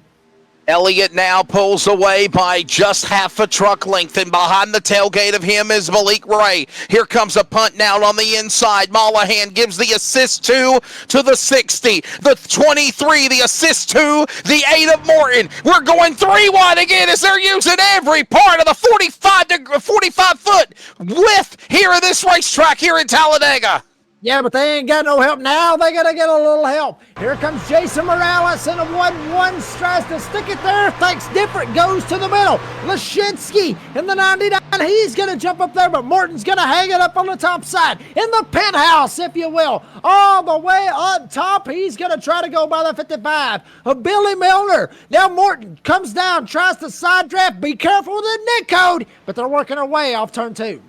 15 laps to go here in stage number 2, presented by Class Mechanic on this NASRA special Thanksgiving Hangover 350 on Black Friday. Down the back straightaway, it's still Elliott. Morton's back in the battle, and Merck on the inside as they go in the corner in 3. Merck on the inside, Elliott in the middle, Morton up top. Ray, Mollahan, Thomas, Stephen Thomas up here as well. Big battle, lap traffic, believe it or not, here we go. Lap traffic up here in front of them. That being, I believe, trying to look, yes. Aubrey Thompson, what happened to him? He's a lap down. He was up there battling for the lead from earlier on. And now, big battle, Merck, Elliott, now side by side. Here comes Ray on the outside. Nice push by the 8 of Morton to get Malik Ray back to the lead up on the outside lane up against the safer barrier. Merck now hung out to dry by 3 trucks up on the top. Now here comes Morton. He'll follow and choose the 23 of Thomas as well. They'll go from the top down to the middle, down to the bottom, and they go to the lead in the 8 machine off 4. Looks like some of the NASRA guys trying to gang up on some of these pro drivers right here because the NASRA guys do a lot more about working together, I guess you could say, than the pro drivers do, which is normal, Wesley Outland. It is very, very normal to see these guys trying to work together, even if they have their differences week to week. Still try to work their way up here. Thomas, Morton, they're trying to work. Merck, he doesn't care. He just wants to find somebody to take him to the front. Guess who it is? Malik Ray. And here they come to the back straightaway now. There goes Malik Ray, the pole man, one more time up on the outside. Here comes Merck with the slingshot engaged, and he's got help this time. Friends are there. Merck back to the lead. Morton will follow. So will Thomas, and they gang up on the 7 as he's hung out to dry on the middle lane, and there's another man up top trying to get something going with Milner. NASRA was hanging on the inside. Now you got 2 on the inside, 1 up top. Merck trying to block Malik Ray. Lap traffic on the bottom of the racetrack. That is Kyler Wynn from earlier on in the 82. Just hoping for a quick caution. It has not happened for him. 40 of you watching it out in the live chat. Are you not entertained? That's what we want to hear from you. Are you entertained on a Thanksgiving hangover on a Black Friday here with NASRA?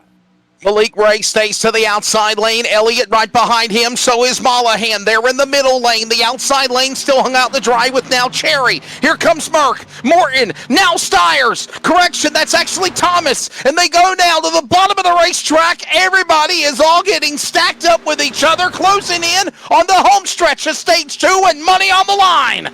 Ray goes from the top, goes down to the bottom. Now he'll jump back up to the top. Elliott tries to see if he can find a run. Mollahan knocks him sideways. Ray, basically everybody playing a game of chicken. Ray, big save, slid across the start finish line.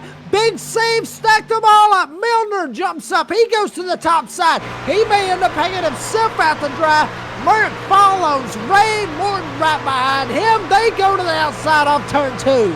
I seriously thought Morton was about to get crashed, and now he's got Malik Ray behind him, and they shuffle one another. Chuck and jive, if you will. Bobbing, weaving like boxers as they dive into turn 3. It's now going to be Thomas to help out Morton. Morton's got a little wiggle. Here comes Merck to give a shot to Ray as he goes back to the lead in 4.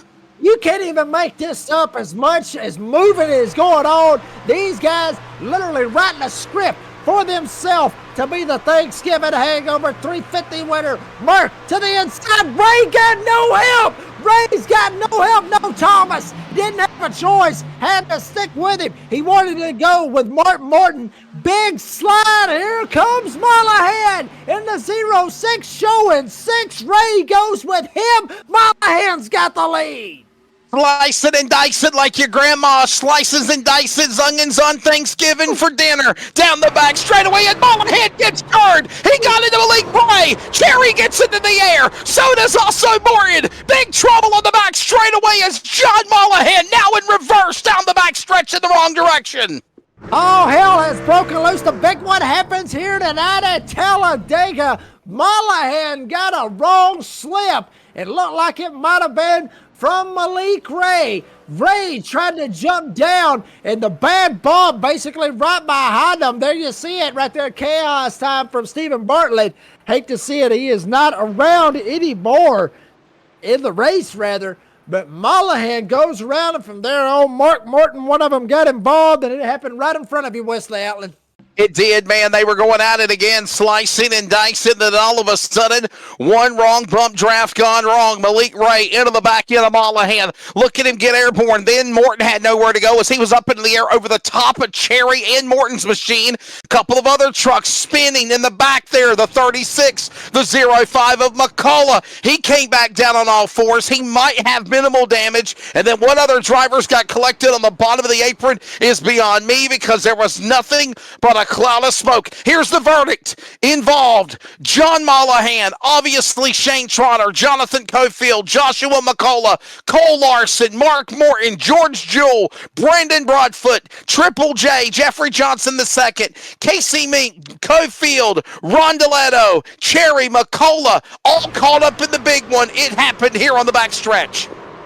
Unfortunate for some of those drivers. Shane Trotter, hard impact on the inside retaining wall. You saw it head on right there.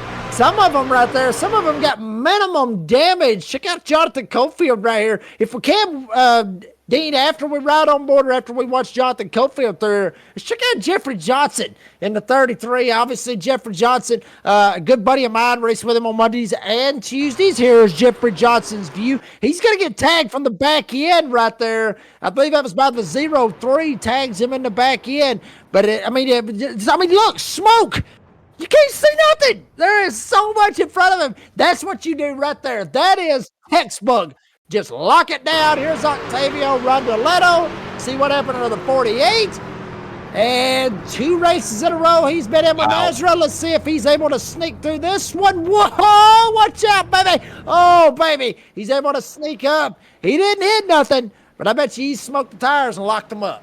And let me emphasize, some of these drivers that I mentioned caught up in the accident were either involved or they were trying to avoid and stopped or got sideways. They don't mean that they got a lot of damage on these trucks. The ones you need to look into is obviously Morton in the 8, the 45 of Cherry, and most importantly, the 6 of John Mollahan. What might have been for the man out of West Virginia? Nowhere to go for him when he got caught up in the accident. And remember, there's no fast repair in this race, in this Thanksgiving Hangover 350. We got to think about that. And I do believe, Jacob, we still have plenty of laps remaining to try to finish stage number 2 under the green flag also.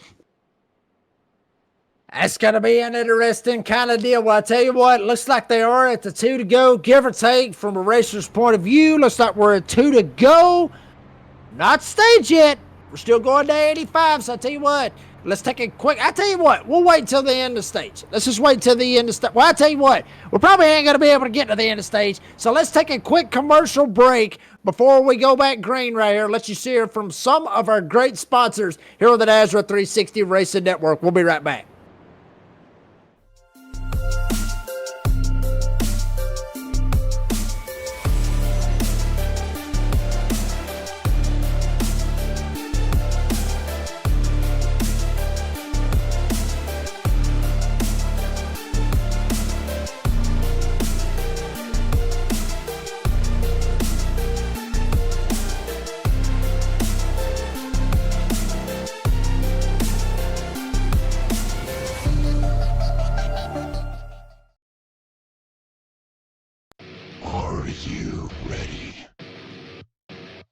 For Murph's Magical Creations.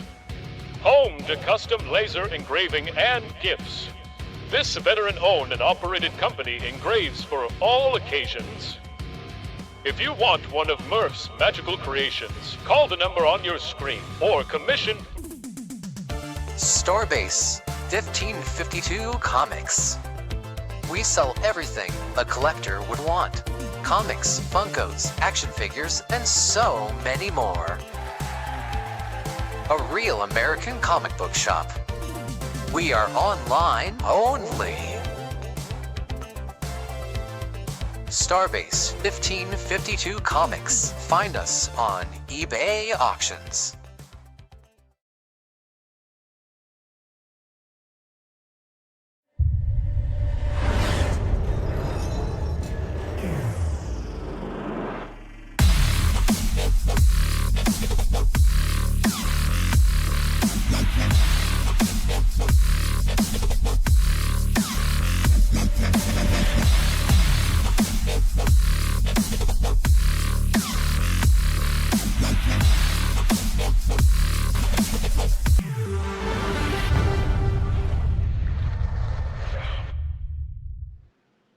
Welcome back to Talladega here for the Thanksgiving Hangover 350, one of the biggest wrecks probably that we've seen in NASRA. That's not necessarily the biggest wreck I've ever seen. That happened earlier on, probably about the earlier part of the season with the Concerns of Police Survivors Truck Series. And they had the big one right there at the end, took out about everybody but maybe 5 of them. But that was still a pretty big one. Possibility we could see a couple of big ones. We'll see how it works out. Pace truck off, or Pace car off rather. Dustin Scruggs, Stephen Lashinsky, Brian Shue, John Hewson, Jeff Merck, top 5, green flag in the air. Dustin Scruggs tries to work his way. He has worked his way literally from 20 to 8th all the way up to 1st. Lashinsky, the first truck on the outside, 39th up to 3rd. Big big movers right here in the field with 6 to go before we get to the end of the stage. They want their chance at a share of the money. Some new names, new fresh faces up in old places as here comes Merck now. He'll power up on the outside. Battles alongside Brian Chu. Dustin Scruggs down on the inside of that Toyota, working off 3 and 4 as a new leader. Dustin Scruggs, 28th the first, Brian Chu 11th up the second. If he gets clear, he may take a shot, try to go for the money, but Merck not gonna let him have it. Lashinsky tries to give the shove. How about Chris Blanchard? He knows how to get that done on these super speedways in the number 9. And right behind him, Stephen Thomas working as well. Scruggs, Chu up here. Chu will stay on the bottom. Will he stay there? Stay in. He's going to stay. No, Blanchard. He said, I'm going off turn 2. It's Blanchard now on the outside lane. He's going to get some help from the 60 of Merck. This now opens up the door for the 99 of Lachinsky and Hudson. Jurassic now back into the battle as well. All this goes on with Chu now lurking after Scruggs for the lead as they work off 3 and 4. This is something you would usually hear on Friday nights, but up front, Motorsports working their way on that outside lane. Blanchard with Merck, both of them teammates in the Concerns of Police Survivors Truck Series. Blanchard up top, Merck right behind him. Lashinsky, not even a part of the team, but he's still up there. He's trying to help him out as well. Elliott right behind him as well. Blanchard trying to get the roll. Dustin Scruggs, Brian Chu, they're going to take that advantage off turn 2. So Scruggs stays to the inside. Blanchard now up on the outside lane, and they're going to run each other even Steven to the back straightaway. Brian Chu with a punt in the pants to the 11's tailgate. Merck in the 60 with a punt in the back of the tailgate of the 9. More momentum on the inside. Scruggs pulls away as we're closing to the end of stage 2. Literally, NASRA has occupied the front 6 spots, if you will. Blanchard, Scruggs, Merck, Chu, Thomas, and Ed Osborne. They're up here. Not too far back, Jordan Jurassic, Jason Morales up here as well. NASRA kind of trying to, I guess you could say, dominate right here coming to the end of stage number 2. 3 laps to go. As 83, when we get to the end of 85, that will be stage. Scruggs still got the lead off turn 2. Back straight away now, here comes Scruggs. Now the 9, Blanchard right there alongside, battling door to door. And now a little cloud cover, a lot of cloud cover now over the racetrack. That will really change up the handling for a lot of these trucks as now they start to pop back in to the sun off of 3 and 4. Scruggs still in the lead in the 11. And there may be a little bit of an agreement right here with some of these up front guys. You push me to the front, I'll split the money with you. That is a possibility with teammates trying to work together. Blanchard, Merck on that outside. Scruggs leads that lap. Chu down on that inside. Remember, Chu technically driving for Chrome Racing, and then Dustin Scruggs from Mission 1 Esports up front on that outside. They're working all off turn 2. And somehow they hit that back straightaway. Look at the massive cloud cover now as they work their way closing in on the final lap here now in this stage number 2. It is Scruggs in the lead. Chu will follow. So will Blanchard. Top 10 looking for the money. Here comes the money lap off turn 4. Here comes Scruggs to the line. Here comes Chu. Chu to the side. Gets the shove from Stephen Thomas. Chu takes it to the front. And now at the line, Brian Chu will come to the line. He will end up getting it to the white flag. From what we're hearing, it's supposed to be the completion of lap 85, which is what stage is. So let's see how this works out. This is the battle right here for the stage, Wesley Outland.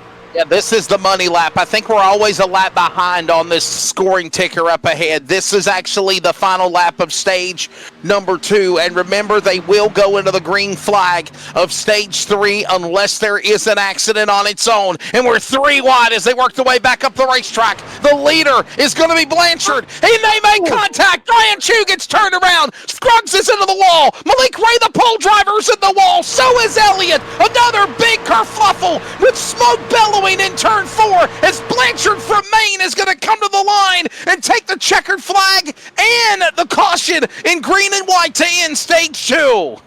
Blanchard will end up winning that prize for stage number 2, but it was all chaos over in 3 and 4. And, yeah, I mean, it was just a stack up from what I just saw right here, Wesley Outland. I saw it right here live right here. Instant replay. Brian Chew right here on the inside. It was a stack up. Blanchard jumps out, gets on the inside. Dustin Scruggs does not get the memo and turns Brian Chew around. He goes around. McDonald goes around. There you see, I believe Malik Ray, you called that. Richard Elliott, he goes up into the fence as well. But, you know, I can speak, you know, for Dustin Scruggs right here a little bit, Wesley Outland. Even though this is coming to the end of stage 2 right here, you cannot see the truck in front of you. You can see who you're pushing, but you can't, you know, Dustin Scruggs, if we can, just to try to, I'm not trying to defend him just because he's missing one or whatever, but if we can back it up a little bit, or Dean Hopton, and show on board of Dustin Scruggs in the 11. I want just back it up a little bit more. Back it up a little bit more before they go into turn 3, because I want to prove something. Look at this right here. Going into 3, go ahead. Now watch what happens right here. You're riding on board with Scruggs. He don't see Blanchard. He sees him for a second. Now you don't see him. He has no idea that they stacked up that hard, and he gets into the back of Brian Chew and sends him around right there. So, you know, it's just one of those things right there. It's just a big stack up. A couple of drivers get involved. Vondell got involved as well. But that's just one of them racing incidents right there that you see, as we saw a lot going down pit road right here. Malik Ray, one of them going down. Then you see Jeff Merck right there going down as well. Stephen Thomas as well. Malik Ray will have to get damage fixed. But I just wanted to point that out, Wesley Outland, because, you know, a lot of them will sit there, you know, a lot of people will sit there and watch on the broadcast and sit there and say, well, yeah, he can see that other truck in front of him or that other car in front of him. 9 times out of 10, you cannot, because, you know, the daddy wasn't made, you know, the daddy wasn't a glass maker. That's the way that I look at it. So they can't see through the other truck or other car in front of them. And that's just one of them things, end up running him over. And hate to see that, but Chris Blanchard will get that stage 2 win. And looks like we're going to be under pace for a little bit. So tell you what, let's take a quick commercial break. Let everybody hear from a couple more of our sponsors. You've been watching the Thanksgiving Hangover 350 live here on the NASRA 360 Racing Network.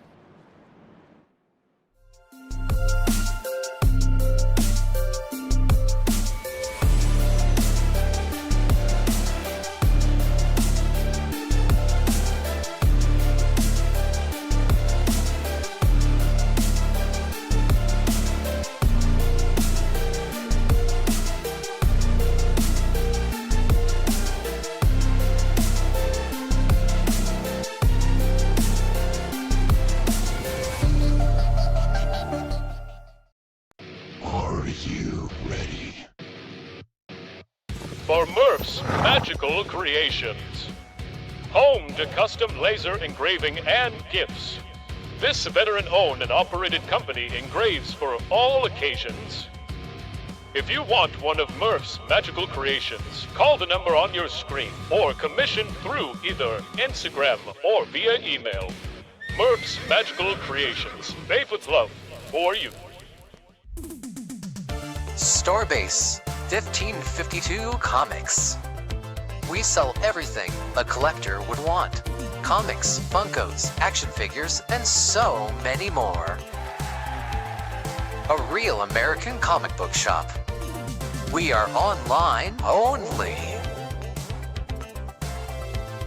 Starbase 1552 Comics. Find us on eBay Auctions.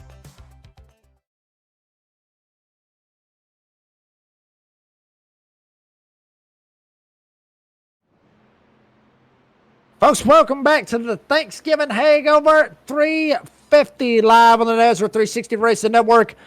I'm the redneck announcer, Jake Reeves. Smithfield, North Carolina's own Wesley Allen on the backstretch. Dean Hopton Biggles producing, the Australian, I should say, producing here live for you this evening on Black Friday. We'll get a quick word with your Stage 2 winner. If I can look past the whiskey bottle and click on the broadcast room, there it is.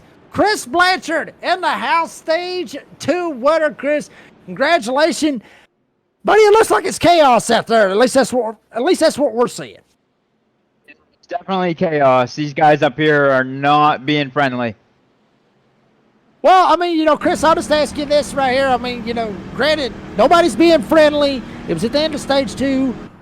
We get to the end of stage 3. Are we expecting, give a dams be thrown out the window, or, what are we looking for? Because up front, Motorsports literally occupying, the first row.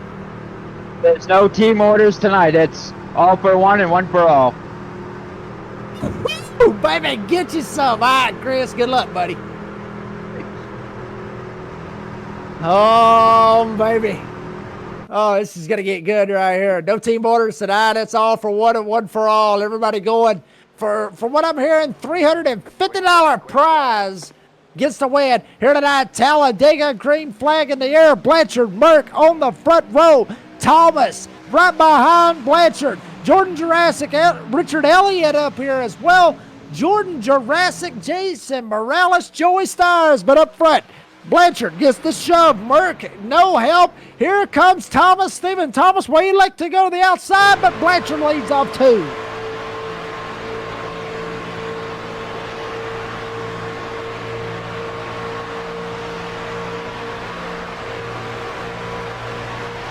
Blanchard working his way through 3 and 4. Thomas right behind him.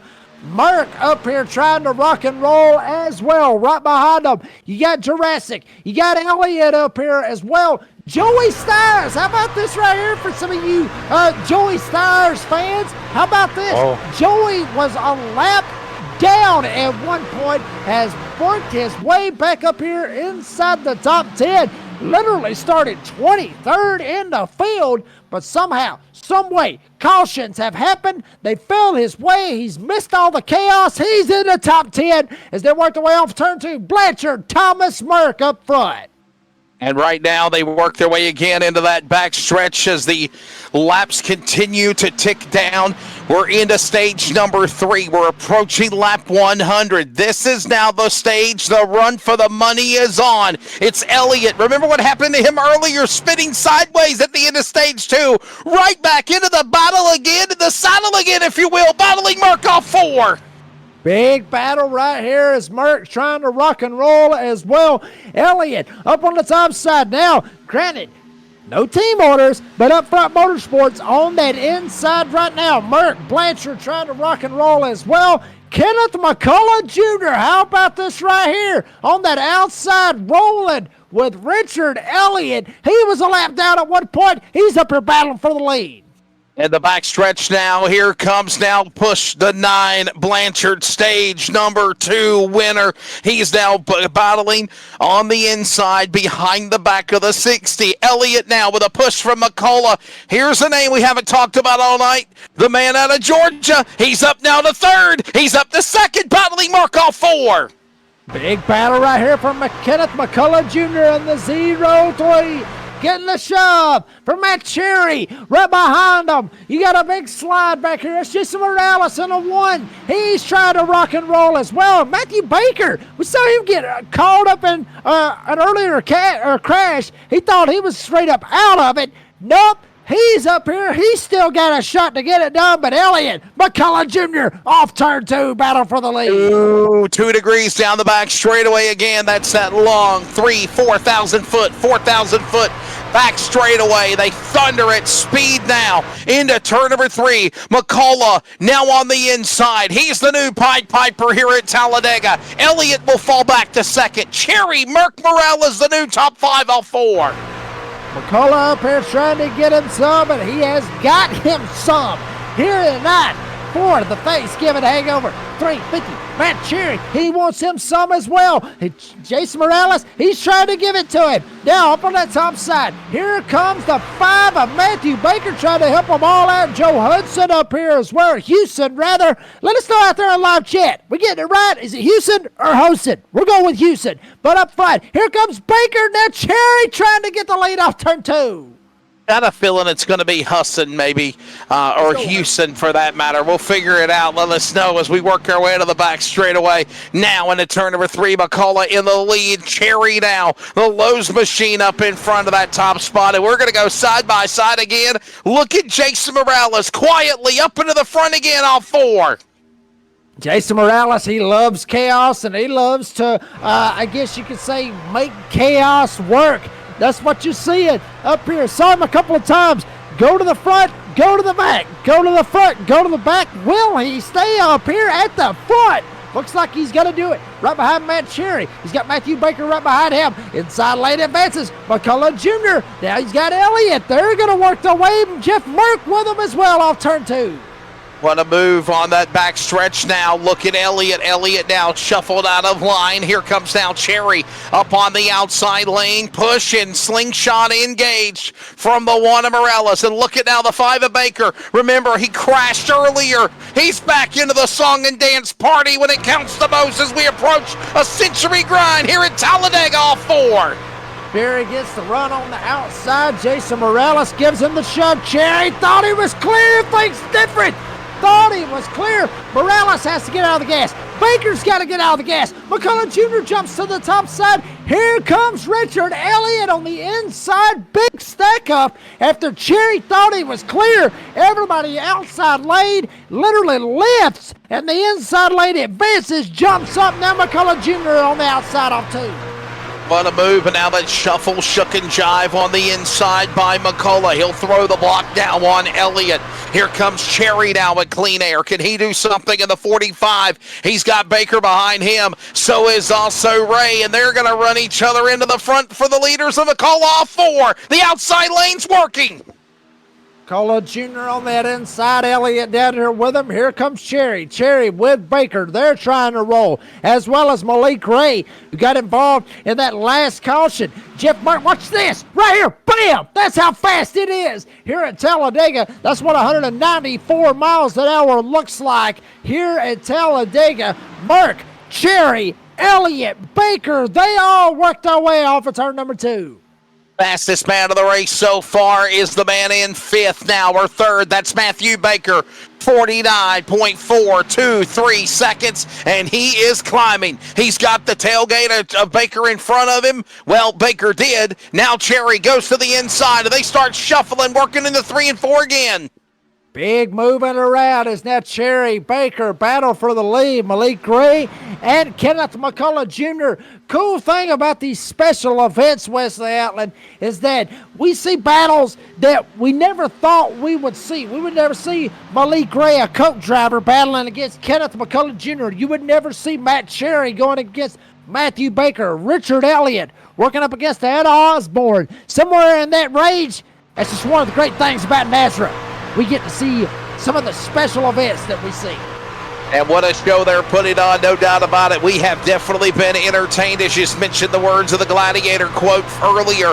Right now, back straight away, and here we go, contact again. Elliott got into Malik Ray. Malik Ray was able to scamper away, but Elliott did not. He slams the outside safer barrier. McCullough got collected. The 69's involved. So is Jason Morales. I think Jason Morales also got a piece of it. Caution is out. Caution out for the 6th time. Trouble in turn 4. And it was a bad bomb draft going wrong. At least that's from what I was seeing, West Outland. I was all the way on the front straightaway, but it happened right there in front of you. Take us through it. Well, it was Elliott and Malik Ray, a little side draft, and then Malik Ray got shot in the left rear. He was able to wheel and deal and hold on and keep it off the wall. Elliott did not. The red, white, and blue slams the safer barrier, got into Osborne and a couple of other trucks. McCullough, I think, missed it, was just spun to get off the pace. And then Jason Morales. Let's see what happened to our buddy Jason. Nowhere to go. Such a good run going for him. And as the truck came down the bank in for Elliott, nowhere to go for the 1, and right there into the front nose of the Toyota. Yeah, but I don't think there was a whole lot of speed out of that 1. Obviously, he will go down and get him some damage fixed, but I don't think he's too tore up if I had to take a guess. From what I'm seeing right here, look at this right here, big stack up right here. Blanchard right there behind Richard Elliott. Big stack up right there. Elliott has to get out of the gas, jumps down just a quick second rather, and then basically Blanchard just doesn't let him go. He ends up about turning Malik Ray right there. Ed Osborne, just bad luck right there for Osborne right there. He gets involved, and here comes Morales. Oh boy, he tried to lock it down, tried to make it work. We got pit stops up here though. Cherry and all of them trying to go down pit road right here. Good possibility it may be the final stop, give or take, not 100%. I would say it's not because they're going to matter. Von Dale in the 58 goes around right there in the middle of pit road. He might have missed his pit box. May have to go back around the second time around. But looks like a couple of them coming off of pit road. Cherry comes off McCullough, Matthew Baker, all of them coming off of pit road right there. Big slide out of Von Dell, though. But I don't think it's the last time we've seen these guys go down pit road, West Outlet. I got a feeling the cautions, I guess, or the phrase we hear all the time, cautions breed cautions. I think it just started at this point right here. Yeah, no doubt about it, obviously. And remember, we're usually approaching the end of our races like at lap, 94? Usually we're running these types of distances, if whatnot, and that's it. And now we're going literally an extra 200. We're actually going to extra 150 miles for that matter. So it's going to be interesting, or 100 miles for that matter. So it's going to be interesting to see what goes on here for the Thanksgiving Hangover 350. These drivers obviously want the bragging rights of winning this one. We would definitely love to see what happens. By the way, I know it was told in the chat box from Brady LaBeouf, Cody Knott, that there will not be any NASRA Christmas race, but I can tell you, I know that Brandon Broadfoot, who's on the racetrack right now in the number 22 Chevrolet, I know he told me, Jacob, he's trying to work on a Christmas race, something that he's trying to put together. Maybe they can put it together and put it on the NASRA 360 Racing Network. But I will tell you right now, their main focus, Dean, is what we were told, I'm sorry, Jacob, is the virtual Daytona 500. We're working on a NASRA special Daytona 500 coming up in, I believe, January or February is when we're going to do it. Yeah. Whoa, we got a big move right here. I'll come back to that here in a second. But Matt Cherry from the lead coming down right here, maybe topping off, thinking maybe he can make it on fuel right here. And Matt Cherry coming down, looking like he's actually taking tires right here. Maybe he had to take a leak. Maybe he had to, Wesley. I mean, all of them probably been drinking and everything. Maybe it just hit him at that point. But Matt Cherry coming out. But, you talk about, Christmas races. I'm all for, Christmas races. Those are good times. Just as long as it's not like a Merry Christmas 350. You start associating the Grinch. I see it enough in my house. I don't want to have to see it on a broadcast. Well, it's kind of funny. Brandon Broadfoot wanted to call it the Merry Grinchmas 500 at Atlanta. Yeah, now you're pulling my leg. Yeah, you're pulling my leg right there. We'll see. We're hearing from our producer. Want to talk a little bit about what's going on. Obviously, the DSR Electric Truck Series, Wesley Outland, Stephen Bartlett. They call that, but I'm racing that at least for another 2 weeks. Going to Phoenix. And you're going to be joining me in the booth on Monday night coming up soon, so I'm excited about that, man. Yes, sir. Yeah, we're pumped up about that, ready to come up in the booth and call with you. But we go to Phoenix, go to Homestead, we'll be done with that. And then Xfinity, I don't even know where we go to Xfinity. I think we go to Indy, I think it is, and I think Chicago landing in the Cup Series for Wednesday night.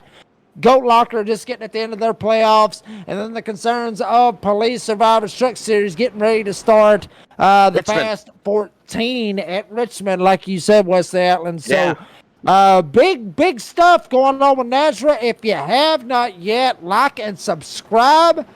Follow everything that's going on with NASRA. See the Redneck Announcer, Smithfield, North Carolina's only Wesley Outland, the Viking Stephen Bartlett, or you maybe can see, a little bit of beef going on with Jeff Barker sitting up here in third, and the animal Keith Bradley, who's not here with us tonight. There's a little beef going on between both of them. You want to see how all that plays out? Subscribe, like. That's a 360 Racing Network. Green flag in the air. McCullough Jr. rock and roll up here as the producer making a couple of gobbles right here. Baker jumps to the bottom side. Thomas all by himself in the middle, 3 wide. Jurassic wants to try to hang him out, thinks different. Now, Lashinsky, he may be the one that gets hung out, but guess what? It's McCullough Jr. It's Baker. I'll turn 2. And watch out for the Munster Jam 99 machine. That is Lachinsky. He has been patiently up on the outside trying to get something going. It's about a lap or two before these guys finally get it to work. But right now, it is going to be McCullough and Thomas.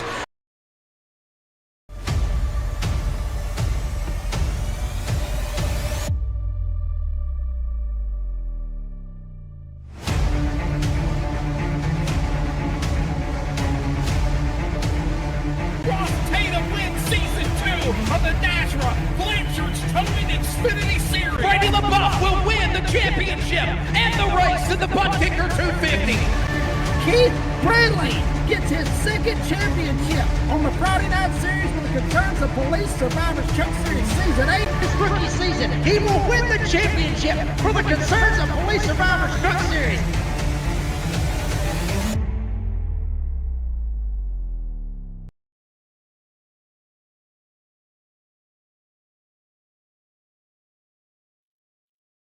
Ladies and gentlemen, here we are for part 3, I guess you could say, part 3 of the Thanksgiving Hangover 350 here at Talladega. Good evening, folks. I'm the redneck announcer, Jake Reeves. Australian Dean Hopton Biggles with me, going to be producing. Maybe see if he can co-commentate with me a little bit. We're still a little bit hungover from the night before. Yeah, I had plenty of whiskey, and I'm sure a lot of you probably did as well, but this is basically recorded from what happened last night, and I got a feeling, I already know who won the race. I already got a feeling. I've already done the post-race interviews, all that other good stuff as well. But Dean don't want me to spoil it. Neither do any of you out there in the live chat. Y'all don't want to see this as well, or at least know who it is. So I'm not going to tell you who won it, but we're going to go ahead and get it fired up from right here. This was at lap 100. With everybody getting ready to go back green right here. And Dane, buddy, I'm telling you, if the first literally the first 100 laps, I guess you could say, if it's anything like what it's going to be for these last 34, we are literally in for quite a treat. Yeah, and just to let everybody know, there was no fast repairs as well in this one, so it was a big boy club. Plenty of tires there, Jacob. We'll show those race details again. So we are currently just we wrapped up stage 2, so this is just the way to go straight to the end there. Total 132 laps, 134 actually laps it shows up there. So 4 tire sets, 100% fuel capacity, and well, the green white attempts, I thought it was unlimited, but I'm not quite sure. It says we're going to have 3 green white checkered attempts there, Jacob, and of course at the time of the day is a midday. Absolutely. You see it right there. Matt Cherry right now leading the field at this time. McCullough Jr. up there in the 03. Kenneth McCullough Jr. up there as well. There's Jeff Merck right there as well with Matthew Baker. Shout out to Matthew Baker. He was the one that actually sent me the recorded version of the end of this thing, so that way we've got an idea and be able to give you fans and everybody at home be able to finish this sucker off right here. Let everybody know there's Matt Cherry right there that elected to make that pit stop. This is about the time where everything went haywire, I guess you could say. And kind of curious as to why Matt Cherry was making that pit stop. We were talking about that last night. But then you look up at the front. You got Kenneth McCullough Jr. up here, okay? Baker's right there. He's going to be on the outside. Then there's Jeff Merck, Stephen Thomas up here as well. Jordan Jurassic, Jonathan Cofield, Brandon Broadfoot, Lashinsky right there in the 99, and then Joshua McCullough right there in the 05. Maybe get up there and help out Kenneth. We'll see how that ends up playing out. Brian Shue back there as well. That is the top 10, so to speak. And, we saw some beef last night, Dean. We really did. We saw some beef out there. I believe it was Kyler Wynn was one of the drivers that kind of had a little bit of beef with one of the other drivers out there on the racetrack. And I believe that was Cody Nagels. Both of them had a little bit of, door banging or however you want to call it. And then eventually both of them took each other out. And both of them got cleaned out in the whole process. So there was beef last night. And we'll see if there's any more beef right here in these last 34 laps. And just to let everybody know, we started off with a field of 43 gladiators attempting this the arena of Talladega, and we're currently down, I believe, at the moment to about 36 there, Jacob, so far this deep into the race. Of course, we've only 34 laps to go now. Absolutely, and there you see them right there, double wide right here, coming through 3 and 4 right behind the pace car. And there you see right there Kenneth McCullough Jr., Matthew Baker right there, as I mentioned. There's Jeff Merck right there as well with Stephen Thomas. So a couple of big names up here, I guess you could say. Kenneth McCullough Jr. ran for a little bit on the Monday Night Series. Haven't seen him a whole lot with the DSR Electric Truck Series. But Jeff Merck, Stephen Thomas, and NASRA regulars right here up here at the front. We'll see if they can see if they've got anything to say about some of these other boys up here at the front. Here we go. Pace car is on pit road. Kenneth McCullough Jr., Matthew Baker, Jeff Merck, Stephen Thomas, Jonathan Cofield, Jordan Jurassic, top 6, working their way through the tri-oval and getting ready to kick it back green here for the Thanksgiving Hangover 350 Part 3, folks. Saddle up, rather. It's going to be a good one. And now McCullough Jr., he's going to get the lead. Here comes Baker. Baker jumps down 3 wide right behind him. Merck, Thomas, Jurassic, look at them fan out. They know that this is the money lap right here. Not necessarily money lap, but it's the money stage right here, Dean. Do you think they're going to have enough to go to the end? We do know some of the drivers to jump down the pit road a little bit earlier, but this is kind of a NASRA special up the front here. We do know we had some big guns as well, too, who have been coming here and invaded NASRA in a special Thanksgiving event right now, but they are a little bit further down the field, and that's Malik Ray, and etc. But do they have the gas to go to the end? That'll be the key, won't it? Oh, there's a wreck. Brian Chu. Jeff Merck goes around, big pile up right here, coming out of 3 and 4. Caution out once again. And boy, right there, Jeff Merck, Brian Chu, NASRA regulars getting caught up right there.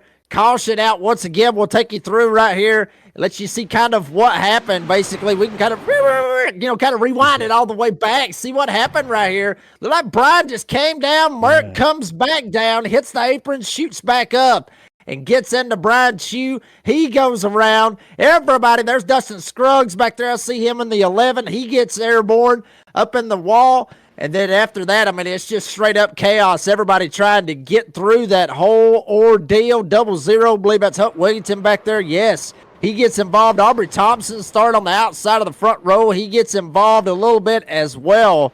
So caution out. Once again, there you see Huck Wigginton 00 right there. Not the night that he was banking on coming into the race here this evening, but there you see a couple other guys. Joey Stiers right there in the 4. He was able to sneak through it for just a split second. And there's Mark Morton right there. Hate to see it right there for the number 8 Budweiser Chevrolet Silverado getting involved as well. Well, there it is. That was maybe one of the Stephen Chaos's NASRA Chaos time. Of course, maybe one of them, as we'd mentioned. But just like that, isn't it? It's bringing some of these other players back in the field. Because Malik Ray's now in P8 after I was just saying before there, and they're in midfield. And now due to that accident, they can jump their way back up through the field there. So Cole Larson's now up into P6 place as well. So Aubrey Thompson, these are regulars. Well, these drivers that aren't regulars here on the NASRA 360 Racing Network, at least for the Concerns of Police Survivors that we do generally on Friday nights. But we're doing this special instead. Stephen Thomas and Kenneth McCollum are now our front 2. And we'll speed it up at the moment, Jacob, because we can. Because once again, this is not a live broadcast, so just under the pace car. We'll speed a little quicker too at the moment, Jacob, because we're going a little bit faster as we're going through this. Oh. Absolutely, and I am seeing right here, obviously, boss man Brady LaBeouf did throw in there for the race report right here for us to follow along with as well. And it sees that it was a racing incident between Brian Chu, Jeff Merck on that lap 101 crash. There you see a bunch of drivers going down pit road right here. And when we get done watching them right here on pit road, we'll go ahead and we'll throw it to a quick ad break. That way we can get it fast forwarded to the next green flag run and hopefully be able to hook everybody up and try to, I guess you could say, not necessarily speed through it, Dean, but be able to try to make sure that everybody gets all the green flag action that we can get. So while everybody's coming off of pit road, we'll go ahead, take you to a quick ad break, and then go ahead and fast forward it. Let you hear from some of our sponsors, and we'll be right back for the restart.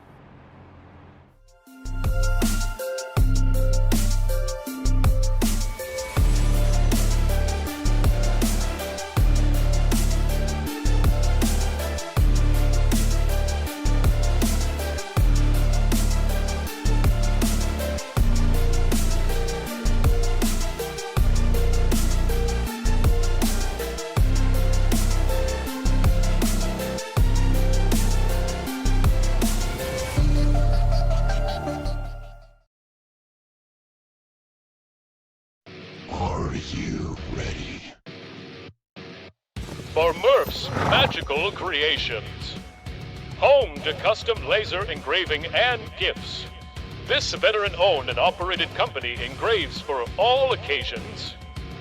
If you want one of Murph's Magical Creations, call the number on your screen or commission through either Instagram or via email. Murph's Magical Creations, made with love for you.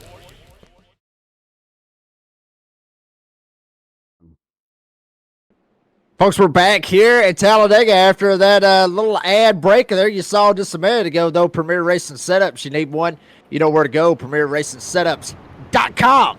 Enter that code of NASRA, N-A-S-R-A, get 15% off your entire order.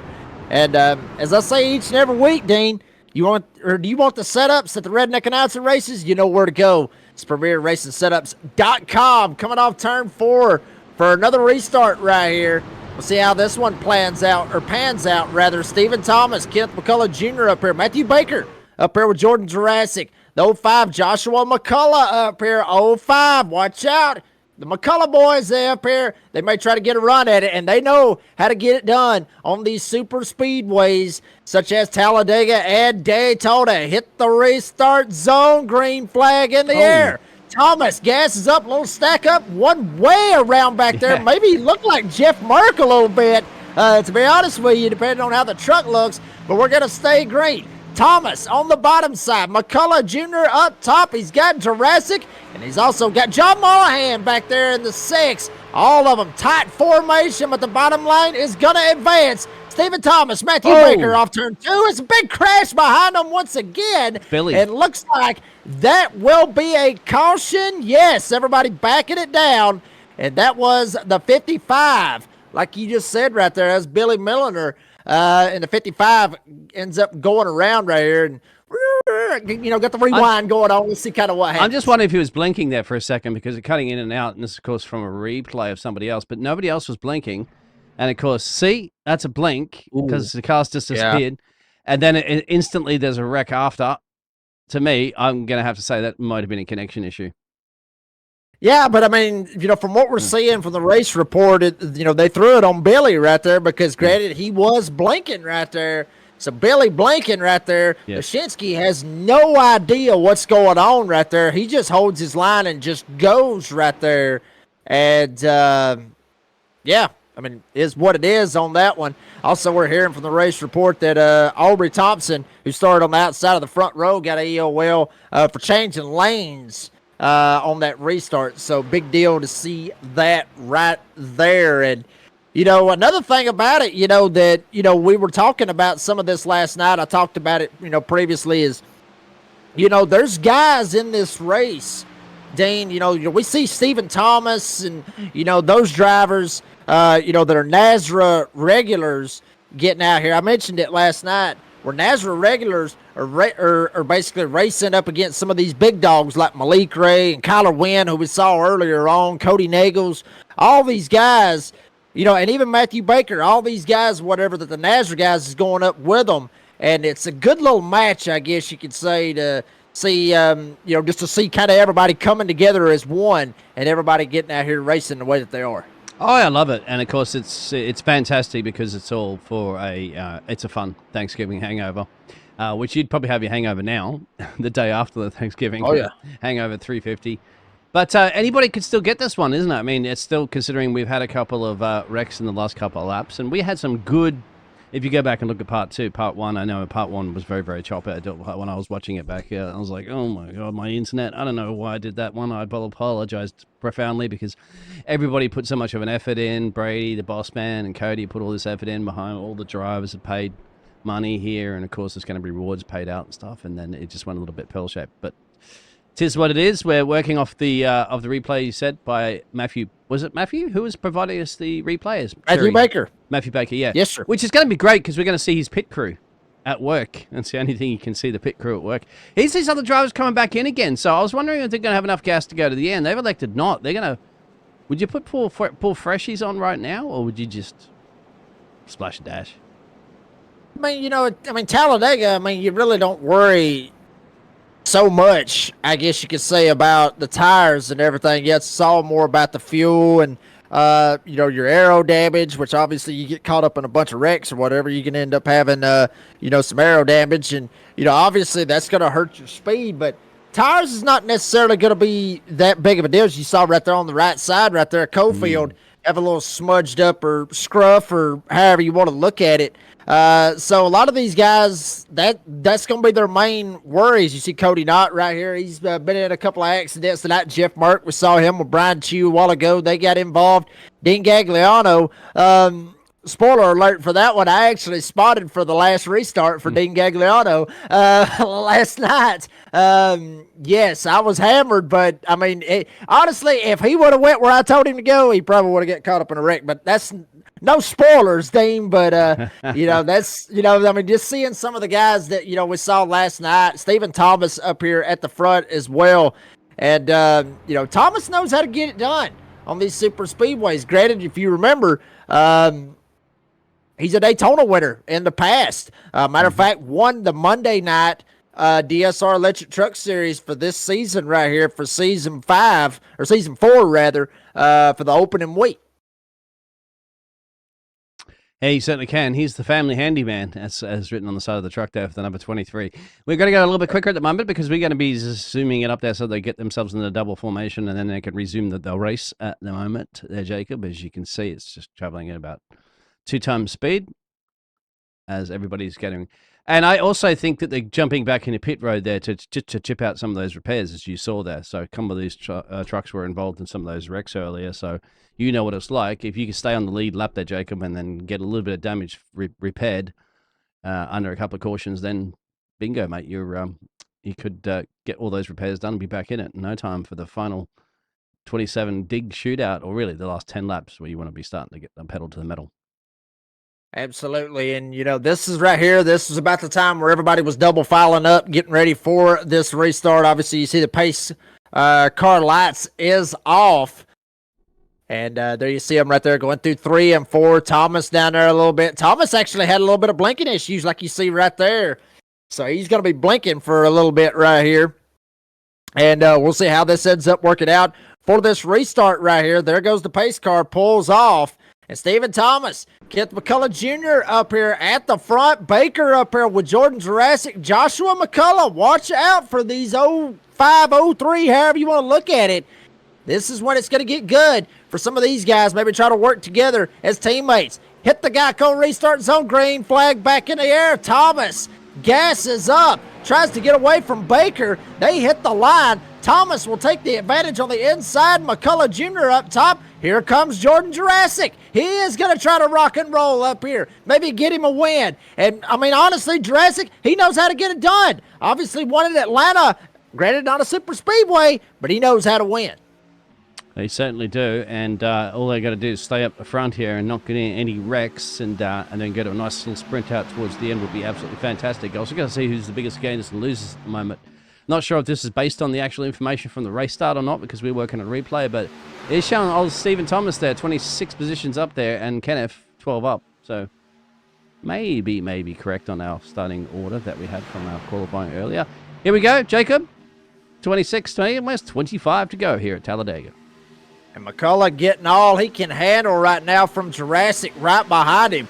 Jurassic shoving him right behind him. Mullahan trying to rock and roll as well. Now McCullough Jr. jumps down to the bottom side. Jurassic goes around. Mullahan ends up turning him in 1 and 2. Caution out once again. And Mullahan gets into the back end of Jordan Jurassic right there in the 96. Check it out one more time right here on this instant replay right here. Yeah. Jurassic just didn't really make his mind up, man. I mean, honestly, Dean, he went up top, he went down, he went back up. What's Mullahan supposed to do? I mean, he don't know where he's going to go.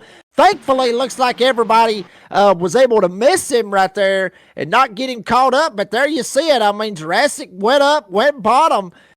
I mean, Mullahan tried to stick his nose right there.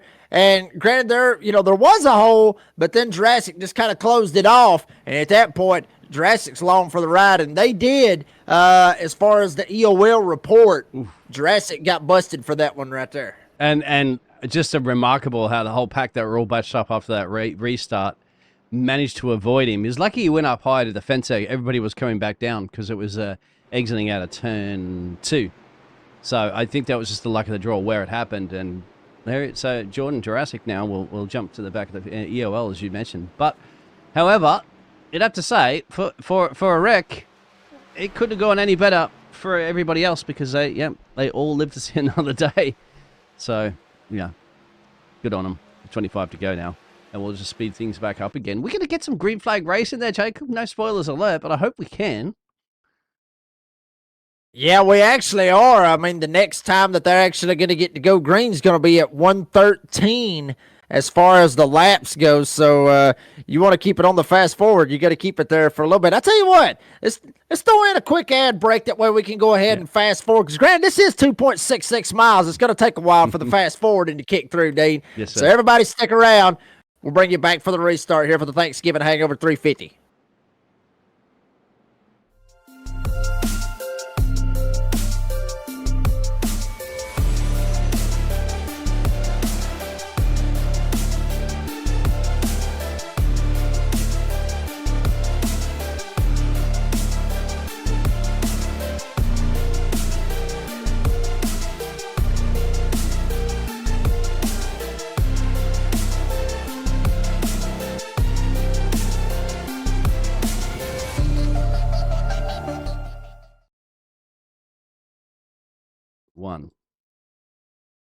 Well, folks, here we are. We are back. There you saw some, I believe that was Premier Racing Setups. Once again, obviously, Premier, such a great sponsor here with NASRA, with the NASRA 360 Racing Network, everything that they got going on. So appreciate Premier Racing Setups. As we get ready for a restart right here. You got Kenneth McCullough Jr. up here, Baker up here. Now check this out right here. You got the 03, you got the 05, I believe it is. No, that's actually Mullahan that's going to be right behind McCullough Jr. right there. But Joshua McCullough up here on this outside lane may end up playing spoiler, trying to help them out right here as they get ready to hit that Geico restart zone. Green flag in there once again. McCullough Jr. gets a shove. Mullahan gives him the shove straight up there, and check out Malik Ray. All the chaos that Malik Ray has went through here this evening. He's back up here. He's inside the top 5. Baker up on the top side. McCullough Jr. trying to help as well. Big moves going to be made right here, Dave, with 21 coming to 20 to go off turn 2. Well, I will say Malik Ray, it's one of the signs of, one of the quickest drivers in the world when it comes to, trucks and ovals and stuff like that. And they just find a way, don't they, of just avoiding collisions and things like that. That's just experience in that. But he's obviously not experienced driving with the NASRA drivers, but obviously they get into practice lobbies and stuff like that all the time there. And let's see if he can make that number 7 up there and get back to the top of the front where he was earlier. Yeah, check out that third truck on the outside lane. Cole Larson. Folks, I don't want to take anything, in any wrong way or nothing, but this is a kid that's up here racing with some of the big dogs right there. Cole Larson in that number 20 right now. He is really putting in some work right now. He's got Chris Blanchard right behind him. Big deal right here to see that number 20 up here. And, honestly, Dean, His dad is spotting for him. His dad's Really? spotting for him. Yes, yes, he is. He really was for this race. And I did actually speak to Cole, for mid-race. I wished I would have recorded it. But, his dad was spotting for him, and I did ask Cole. I said, Cole, if you win this sucker here tonight, are you going to split the money with old Pops, because he is spotting for you? He said, Dad paid my entry fee. He said, I wasn't going to. He said, but I'll pay him back for the entry fee, and I'm going to keep the rest of the money. Well, what a son. I mean, what a son. Yeah. There's a lot of sons that wouldn't even do it. Check it out, 3 wide. Back here in the back, I believe that is Joey Stires right there. Is that Joey Stires? No, that's a 79. That's Jeffrey Sickles back there, 78 rather. Big stack up. Check them out, everybody up here. And Cole Larson, we talked about him. He's going to lead the outside lane. Nope, not yet. Baker, McCullough, they jump up in front of him. Baker goes to lead going into 3. They're trying to get the third lane up there. You can see a couple of drivers taking the risk and saying, come up, join me, please. Give me a little bit of a boost. But nobody is taking the bait on that one there, Jacob. So you're all alone. You'll drop a couple places. Baker in the lead. The man is providing us this fantastic replay to work from. So it is the daylight dollar short. But I tell you what, the racing is not a daylight dollar short as we're coming down to 18 to go. Here comes McCullough Jr. 03 up on the top side. Throw it up. 18 to go on the board. McCullough Jr. to the outside. He's got Cole Larson with him. Joshua McCullough down on the bottom side trying to shove Baker as well. And check out John Mollahan back there. Stage 1 winner. He is trying to get up here. Get it done here at Talladega. Chris Blanchard back there with Malik Ray as well. But Baker on that inside lane. McCullough Jr. up top trying to get it to work. Yeah, this is getting down to crunch time now, Jacob. You can see that third line maybe starting to form up there. But at the moment, who's going to hug the inside line? That seems to be the racing strategy. And I'll tell you what, Baker's got that number 5 there. Kenneth's on the outside, the 0-3, the other way around. Yep, there it is. So then there you got Cole Larson, of course. And his kid. How old is Cole Larson, too, as you mentioned at the moment there, Jacob? And then Joshua. Kenneth. I'll say this. Well, Dean, to be honest with you, I will say this. I don't even think he's old enough to vote. That's saying something right there. I don't even think he's 18 years old. But it doesn't matter, because it does not really matter at that point. Age doesn't matter on iRacing. I've raced against guys, I've raced against kids that were literally 10 years old, give or take, and they would go out there and just absolutely wax my tail on dirt cars. I mean, it's just unbelievable. 10 years old on iRacing and waxing grown men literally in dirt cars or midgets or late models or whatever you want to call it. Literally, I mean, that's what the future is going to be, is some of these kids, and we're going to be talking about them for quite some time here on iRacing. Up front, you see Baker. He's still got that lead. Right behind him, Joshua McCullough. Big slide right there. McCullough almost come up into his brother. I'm assuming that's his brother. The McCullough's back door bank coming off too. Here comes McCullough Jr. Cole Larson going with him. Yeah, well, there's Junior, and then there's Joshua, so we're not quite sure, but obviously the McCulloughs are a key factor in this racing, as well too as their own racing networks as well too. Disney Cars Production Racing. Hello, Disney. I didn't realize that it's Disney with an I out there saying hi, hello, welcome. With getting down to the Thanksgiving 350, and happy birthday for tomorrow there, Jacob. Yes, sir. Appreciate that. I will be 33. And you're too old. You're going to have to hang up your threes racing boots going now on. there, Jacob. That's too old, mate, for these days with all these kids coming. Yeah, I may have to end up retiring and just start calling races from now on. Pretty good possibility. May end up trying that out. But check it out, McCullough Jr. in the 03. I'll be 33 tomorrow. 03 takes the lead.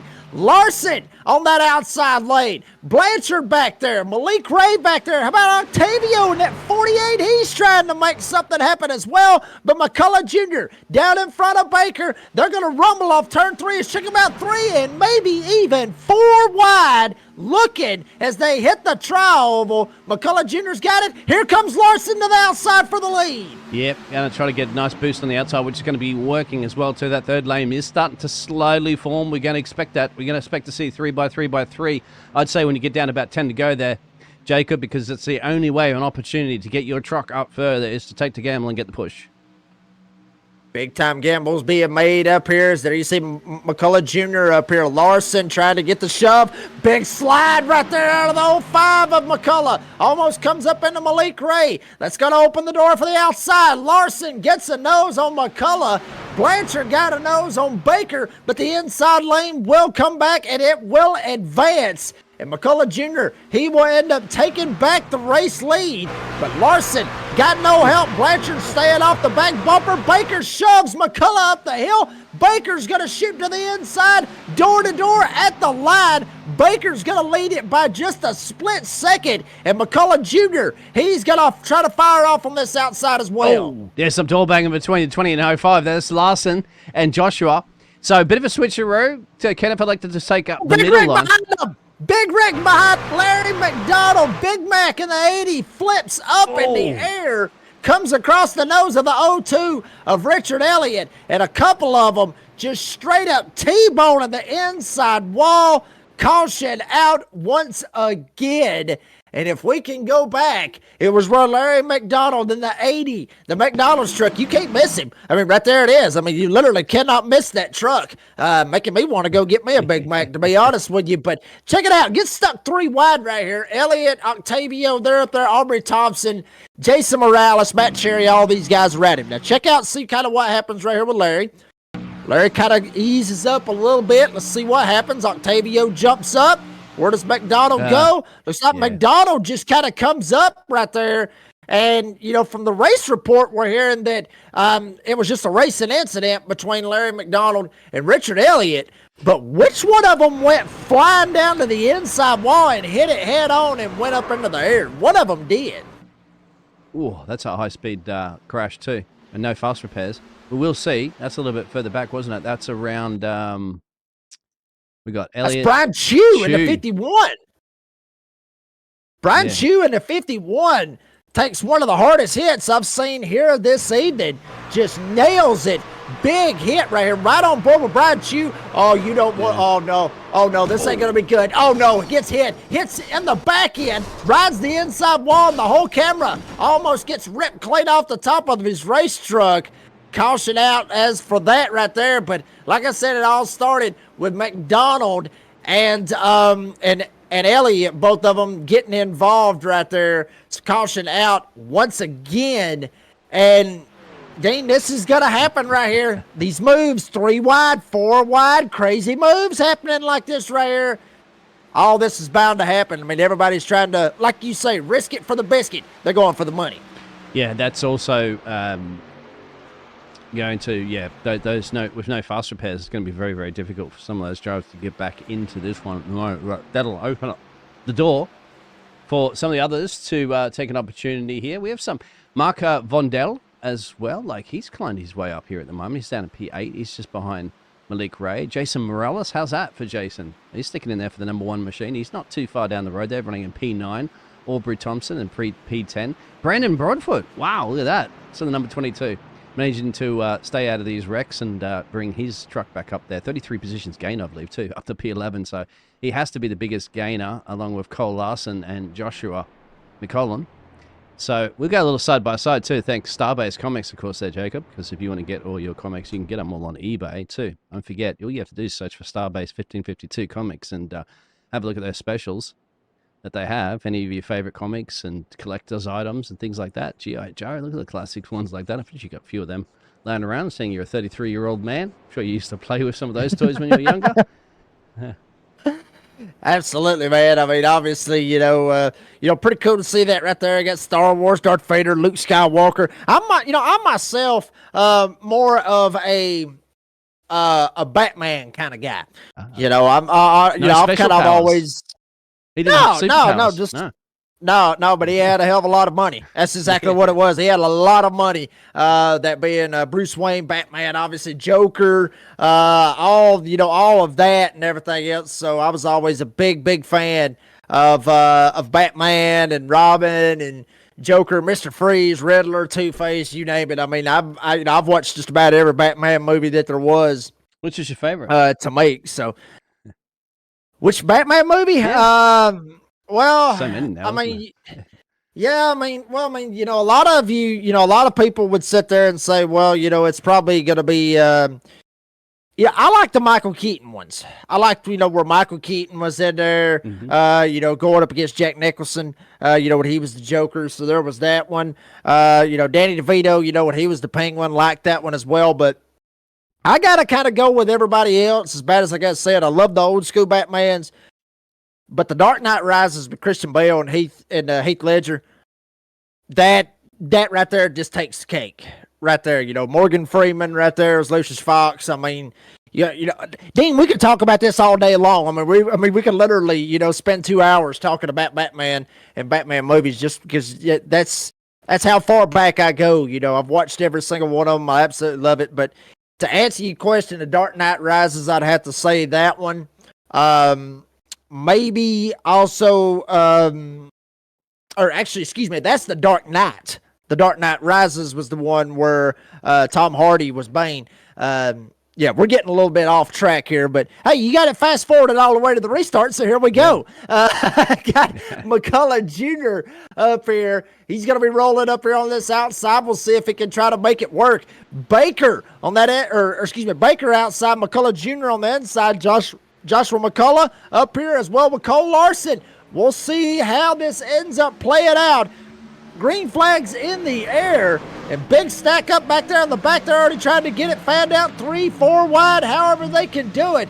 But McCullough Jr. going to work his way through 1 and 2, try to see if he can get the advantage as they work their way off of turn number 2 and shoot down the Alabama Gang super stretch. Here we go, 9 to go, so no time now. We're going to make those moves. You have to make them right now because you've got big money, of course. This is a money race, so some of these drivers in the top 3 are going to get some big bucks into their pocket if you can make it work here. Kenneth certainly says, I want it. Cole Larson says, I'm going to give some to my dad for spotting him. So, it's been Chris Blanchard, of course, big player there, a part of the NASRA network for Blanchard's Towing Recovery Series as well, too. Matthew Baker in their 1 and Joshua in the P5. And don't forget our esports drivers and Coca-Cola esports and that sort of stuff. Going a little bit further than Malik Ray. Jacob! Here we go. 8 to go almost. And check out who's leading this bad boy. It is the number 20, Cole Larson. He jumps down. He jumps down in front of Kenneth McCullough Jr., Baker up top. Let's see how this ends up working out for old Cole. Cole keeps it down on the bottom side. Baker up top trying to get the shove as well. Blanchard gives the shove to Kenneth McCullough Jr., but it is Larson. Cole Larson, not Kyle Larson. Cole Larson at the front of the field.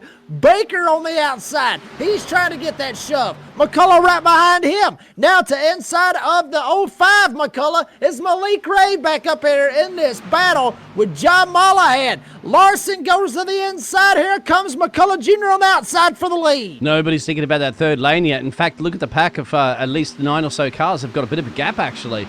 Almost forming 2 packs here already with 7 to go. That's not a lot of time for that second pack to catch up here.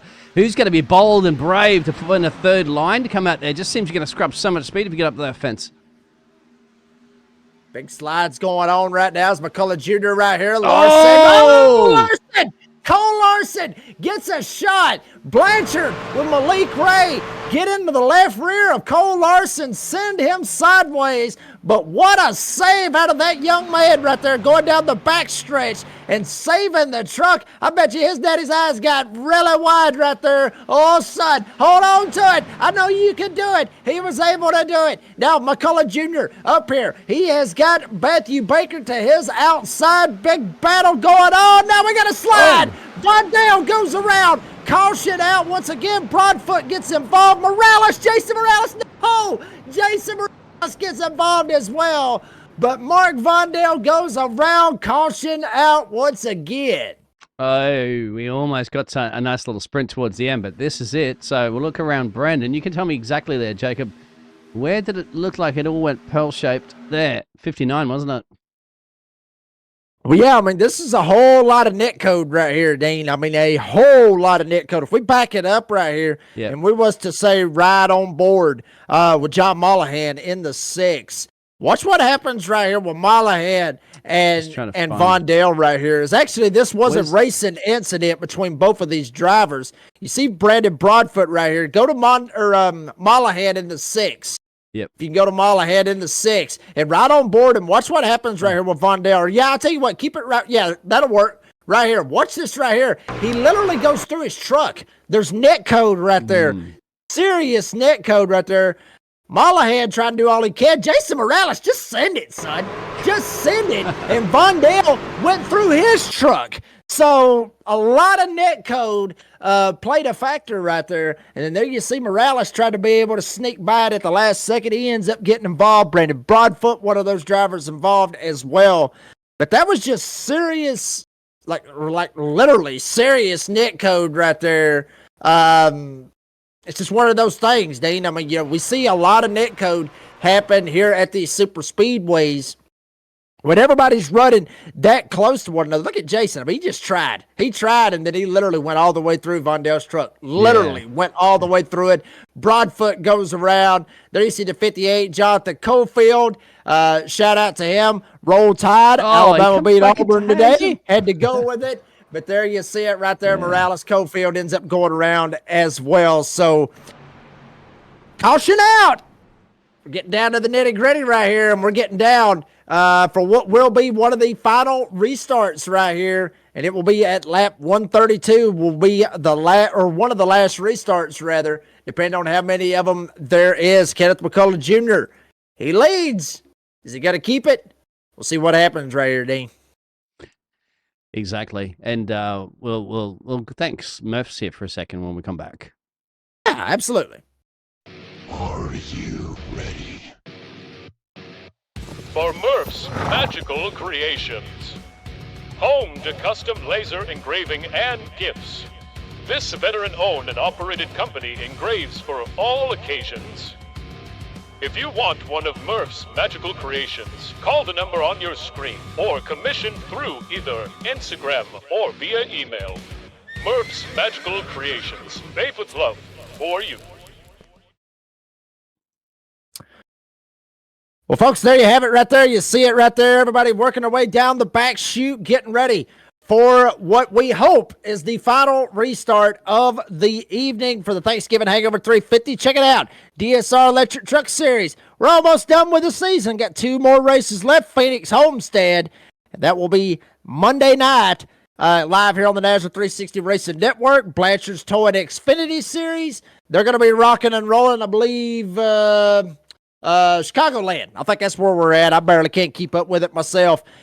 NASRA Cup Series on Wednesdays, Goat Locker on Thursdays, and the Concerns of Police Survivors right in the meat, literally right in the meat of the playoffs. We'll see how all that ends up playing out as we're getting ready to go back. We're overtime racing here for the Thanksgiving Hangover 350, and let's see how this all shapes out. McCullough Jr. on the inside. Blanchard trying to give the shove. Baker up top. Joshua McCullough in 05 and Malik Ray went through all kinds of adversity. Let's see how this number 7 plays around all of this and see exactly what is going to happen. On the outside, Baker getting the shove. Blanchard gets the shove from Ray. McCullough Jr. up front. Here comes Blanchard on the outside. Yeah, about 4 wide at the back there, but I think it's daylight dollar short for anything to try. If anything, that might cause a wreck. Hopefully not, because we're coming around to 1 to go, and Kenneth's in a good place here at the moment. He's got the inside line. He can call that line. And Malik Ray, here he comes. Malik Ray's just been hovering back there around the P7 position, survived a couple of wrecks. Now in the lead here, just squeezing his nose ahead of Baker. Malik Ray in the 7 is going to be out front. McCullough Jr. right behind him. They have took the white flag, so we're going to have an official race. Ray up on the bottom side, trying to keep it down there. McCullough Jr. trying to be very aggressive. He's got Mollahan on his tailgate. Here comes Baker. Baker's going to get the shove. Ray jumps up, throws the block. McCullough Jr. hard into the outside retaining wall. He goes up in the air, but we stay with the front as Ray and Baker duking it out. One of them flips over the fence way back there in turn 3, but we'll check it out on instant replay afterwards. Door to door for the win. Who's going to win the 350 here tonight at Talladega? Ray, Baker, McCullough gets sideways. Mollahan gives the shove. Whoa. They door break, they wreck, they flip at the line. Malik Ray will get the win here tonight at Talladega for the Thanksgiving Hangover 350. Matthew Baker comes home second. John Mollahan will get third. Joshua McCullough, who started 36, will finish 4th. And John Hewson in the double 8, he ends up finishing top 5. Dean, that was a fantastic finish right there. And I knew that's how it finished because I was telling you, spoiler, it's going to be a good one. Yeah, it was. Wesley got his pick too, I think, at the start of the show there, because Wesley was doing the commentating earlier for our first part of it, and I think you asked who was going to win this one, and he put his money on Malik Ray, so he got the win, and Malik Ray got the done. Baker, of course, at P2, and John Molahan for that P3 position there. So the results up there in there for a second. I think Malik Ray's pretty excited, isn't he? I think he was pretty excited. You can see him actually. I think he was wiggling the steering wheel, wasn't he, as he crossed the line, knew that he had just enough in that 7 truck to get the job done. Absolutely, and there you see Malik Ray right there doing burnouts right here on the front stretch. Obviously, a Coke Series driver, very, very talented is that man in that number 7 right there. He knows how to get it done. So Ray's going to do the burnouts right there that you saw right there on the front stretch. Here is the final results here tonight for Talladega, here for the Thanksgiving Hangover 350 NASRA Special. Malik Ray gets the win, and he's going to pocket a whole lot of change, even a day after Thanksgiving, and Black Friday's already over with, but he's still going to pocket it. Matthew Baker, appreciate once again Matthew Baker for sending us the replay file. That way we can get it out to you this evening. Baker will get 2nd. John Mollahan will get 3rd. Joshua McCullough will get 4th. John Hewson will round out the top 5. Aubrey Thompson will get 6th. How about Kyle Hess? He just surprises us sometimes. He really does. Kyle Hess surprises us, when we don't even expect it. Started 40th, way back there in the field. And after 134 laps, he comes home 7th. Richard Elliott will come home 8th.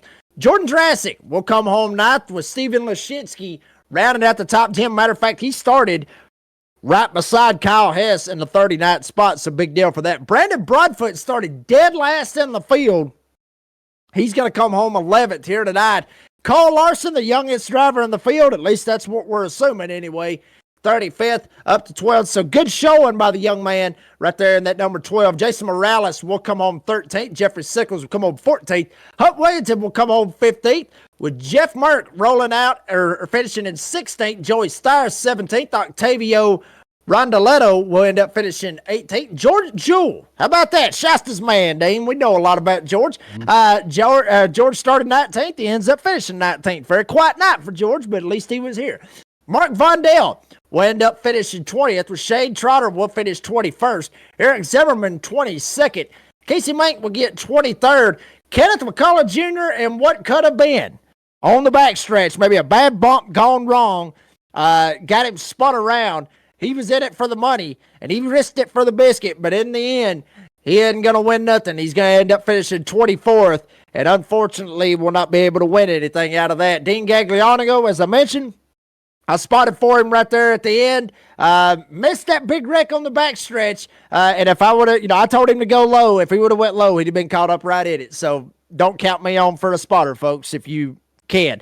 But, Dane will get 25th. Jeffrey Johnson will get 26th. The rest of these drivers 1 lap down or more. Chris Blanchard, Cody Knight, Jonathan Cofield, Stephen Thomas, Kyler Wynn. Remember that name, folks. One of those drivers was up at the front, very aggressive, had a shot to win it all here tonight, and unfortunately just didn't play out for him. Had a little beef with Cody Nagels, but ends up finishing 31st here tonight. Larry McDonald will get 32nd.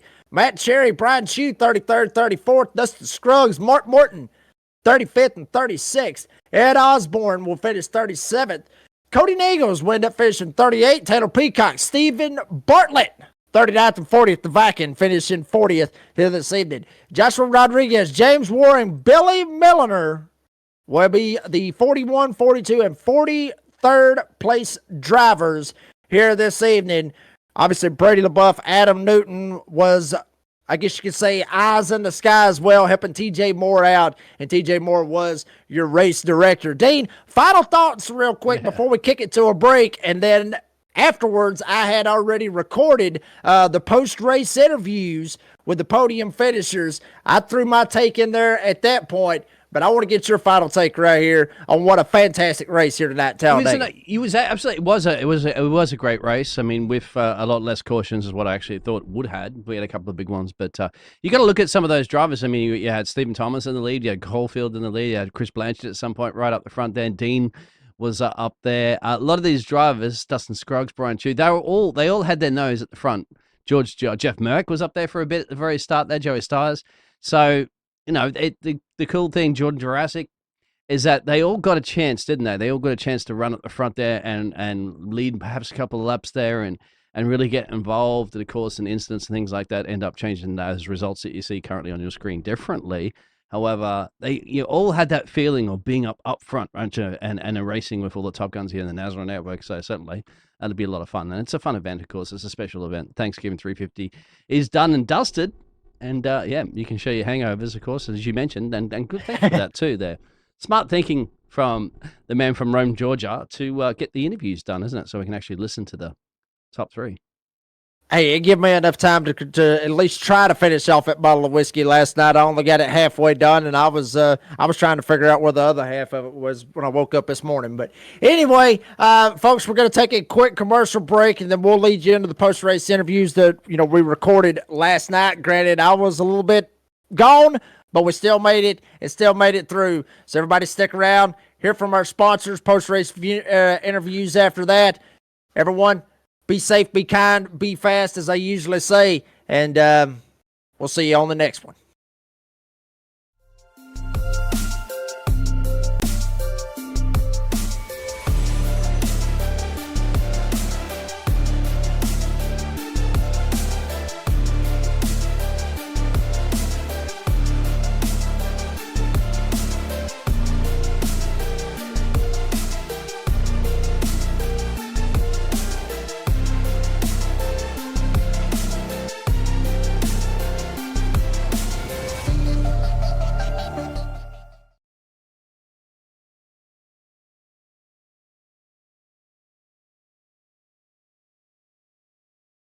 Are you ready? For Murph's Magical Creations. Home to custom laser engraving and gifts. This veteran-owned and operated company engraves for all occasions. If you want one of Murph's Magical Creations, call the number on your screen or commission through either Instagram or via email. Murph's Magical Creations, made with love for you.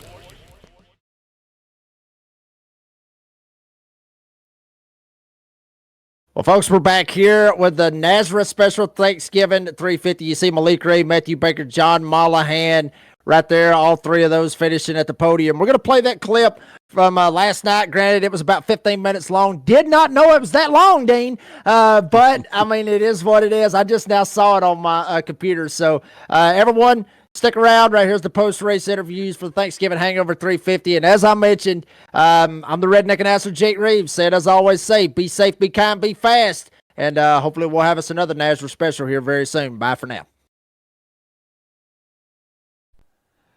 Well, folks, we're here with the post-race interviews for the Thanksgiving Hangover 350. We got the man of the hour, pro driver. We got Malik Ray, number 7. Got it done here tonight. Malik, wild finish all the way down. Big wreck right there on the back stretch. All kinds of chaos. I mean, we were talking about this before we got the interviews and everything. You had, so much optional repairs, and it's like I said, I would not go buy a lottery ticket because I think you used up your luck already. Congratulations. Tell us about your race, buddy.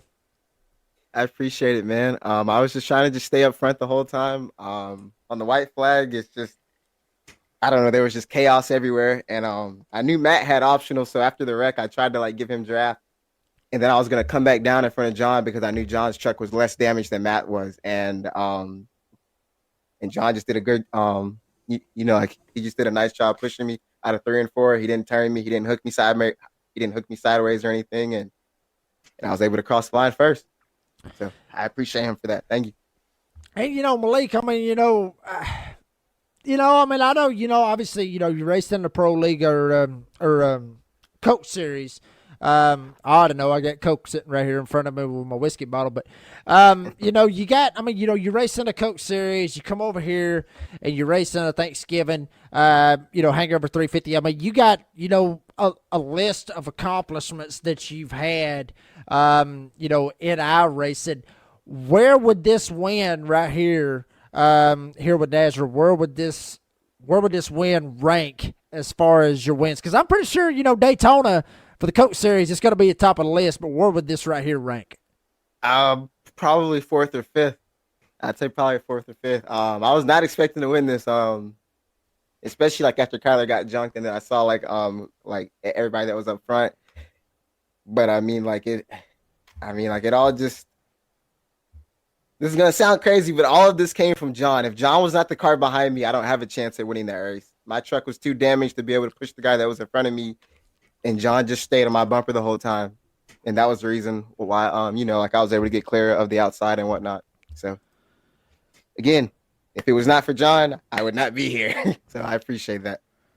Well, a well-decorated driver right here with Malik Ray gets it done here tonight. Malik, congratulations on the win. And before we let you go, you got any sponsors, any shout-outs that you want to thank? All the guys up front for racing clean and whatnot, everything through 3 and 4, and you guys for broadcasting. I appreciate it. And all the admins, too. Thank you, guys.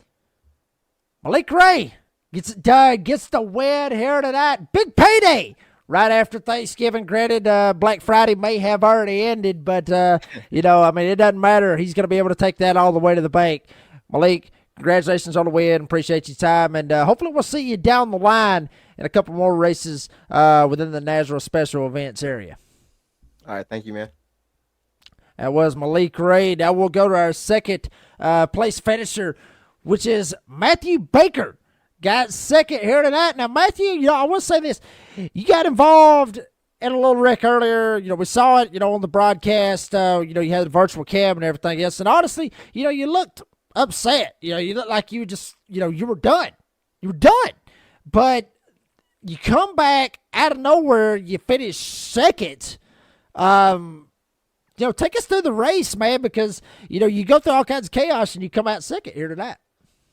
Yeah, it's just, Malik and Mollahan, the McCulloughs, I know they run NASRA, but, they run with us every week in money races, and that's just the tail of the tape when it comes to these races. You got to survive the chaos, have a little bit of luck, put yourself in a position to be ahead of the wrecks, but we weren't able to do that in the beginning. We got caught up in some early stuff, and, Waring didn't know that he was 3 wide, came down into me, and that's just a racing deal. But yeah, we had 6 minutes of damage, and was able to get it all repaired off. I mean, Malik had 3 minutes, Mollahan had 4 minutes, so you got the podium with basically a junk truck if we combined all of us together. But this new damage model allows us to go out there and keep racing, and we were able to get it done and get a podium spot. So, 1 spot short. I haven't been to victory lane in a little bit, but it's nice to finish in the money for sure. But excited to watch it back. Matt, I will ask you this, because, you talked about, you got to have a little bit of luck here in these super speedway races. And, a lot of people just says basically these races are luck races. I mean, it's like, some have said it. I've even said it a couple of times where you just basically just place a bet, at a roulette wheel at a casino, and you just place a bet, see if it sticks. And if, the wheel falls your way, it falls your way. I've also said that, these races do take a little bit of skill. Which would you take on that? Would you take that these races take skill, or would you think that they take, more luck? Which one is it, skill or luck? No, I definitely think, one, it depends on who's behind you. I mean, Mollahan behind Malik there wins in the race. Josh just ran out of temps there on the high line. He did everything he could do on the top side, but I guarantee you come over and watch our PGR races every Thursday night on PGR Esports. You'll see the same people up front. Malik Ray, he's no stranger to victory lane in PGR. Mollahan's got a couple wins in PGR. These are some of the best super speedway racers you can ask for up front. I want to apologize to Kenny. I know he was trying to make a double move to try and get around Malik there. if I would have tried to line up with them, I feel like I would have got turned by some behind me. But again, those guys up front, we just take care of each other, try and get to the end, keep everyone behind us, and I'd say it's about an 80-20 split. I'd say it's about 80% skill.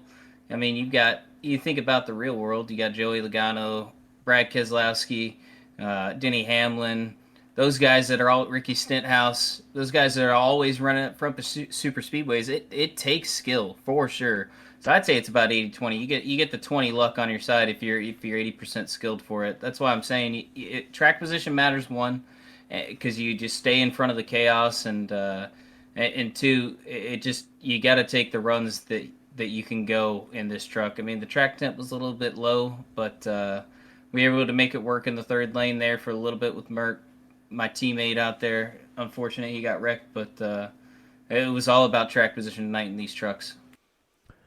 Well, Matthew Baker comes home tonight second here for the Thanksgiving Hangover 350. I got a feeling I'm probably going to be hungover by the end of this thing. I'm sure a lot of you probably will be. Matthew Baker, appreciate your time. Congratulations on that second place finish. And before we let you go, you got any sponsors, any shout outs that you want to thank?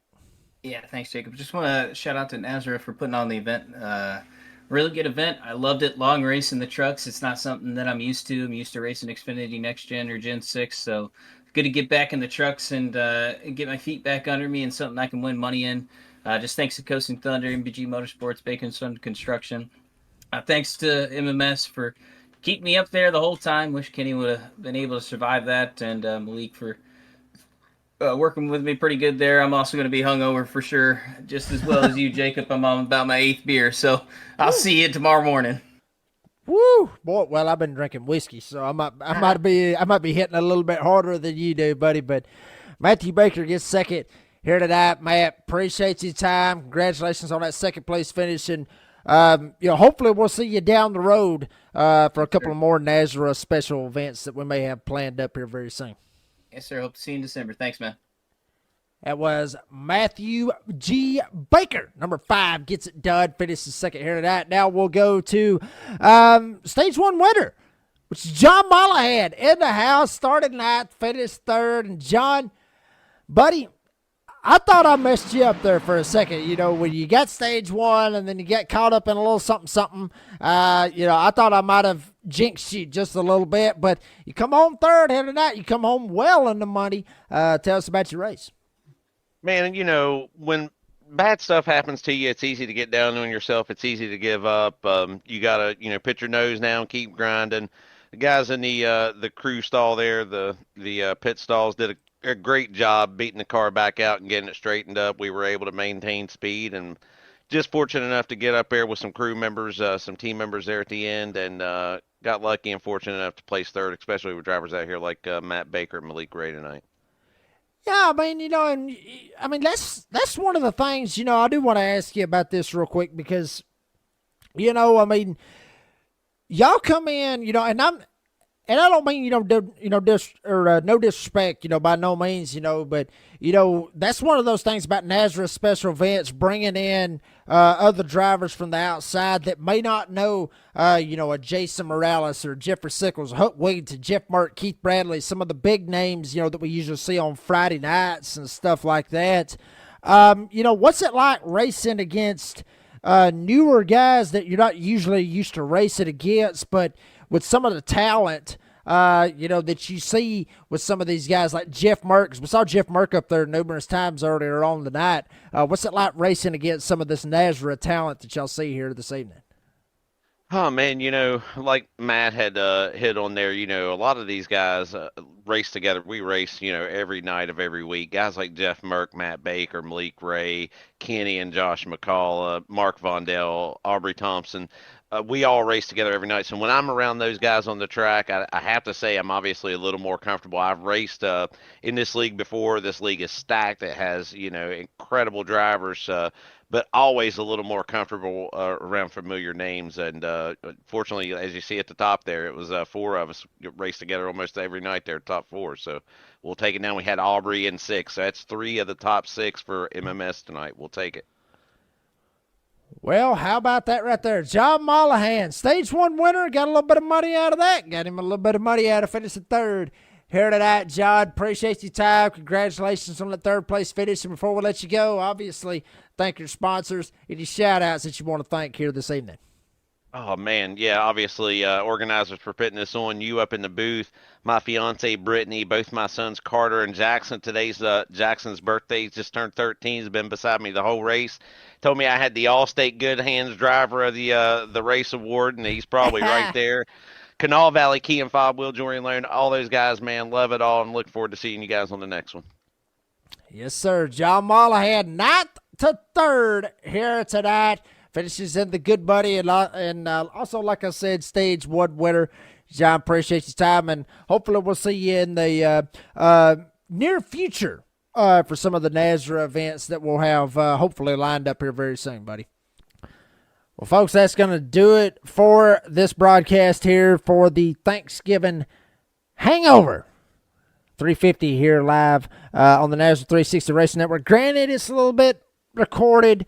This is recorded after the race, but like I said, I mean, it was a fantastic race. We've already heard from Wesley Outland, Dean Hopton, their takes on the race, and I mean, it was a great race. I mean, you know, in my opinion, it was a great race. You know, you saw chaos, which is what everybody loves. I mean, everybody loves going to Talladega and seeing chaos. I mean, if you don't like seeing wrecks, you know, you're not American, the way I look at it. But, you know, you don't want nobody getting hurt, but, you know, you see wrecks anyway. So that's, yeah, that's beside the point. But appreciate the drivers and appreciate, you know, all of them, you know, putting on a show. Because if it wasn't for them, you know, we wouldn't be calling a race. So, you know, appreciate each and every one of them that, you know, put in the time, even the money. And, you know, also appreciate each and every one of you, you know, for watching. And supporting. And if you haven't yet, make sure, like, subscribe, NASRA 360 Racing Network. If you got X, follow them, you know, at NASRA iRacing. If you've got Facebook, you know, go give them a like, at NASRA iRacing. And you know what? Yeah, absolutely. I'll plug in my podcast. Why not? The door banging download, Spotify, Apple Podcasts. You know, go check it out on Facebook. You know, the door banging download on Facebook, and also, you know, go follow me on X. You know, at the Jake Reeves on X. But I mean, you know, just so much, you know, to be thankful for here this week and this weekend. Obviously, with Thanksgiving, and very thankful for everything that I've got. Obviously, thank you very much to Brady LaBeouf, Cody Knott. You know, the NASRA admins for letting us be ourselves, giving you a great broadcast, and there's no telling what's going to happen here very soon with NASRA, and I got a feeling it's going to get crazy, so hopefully each and every one of you stick around, because it's going to be some good stuff. For the Australian Dean Hopton Biggles, and also for Smithfield, North Carolina's own Wesley Outland, I'm the Redneck Announcer, Jake Reeves. Say it as I always say, be safe, be kind, be fast. And each and every one of you have a very happy Thanksgiving. And we'll see you down the road.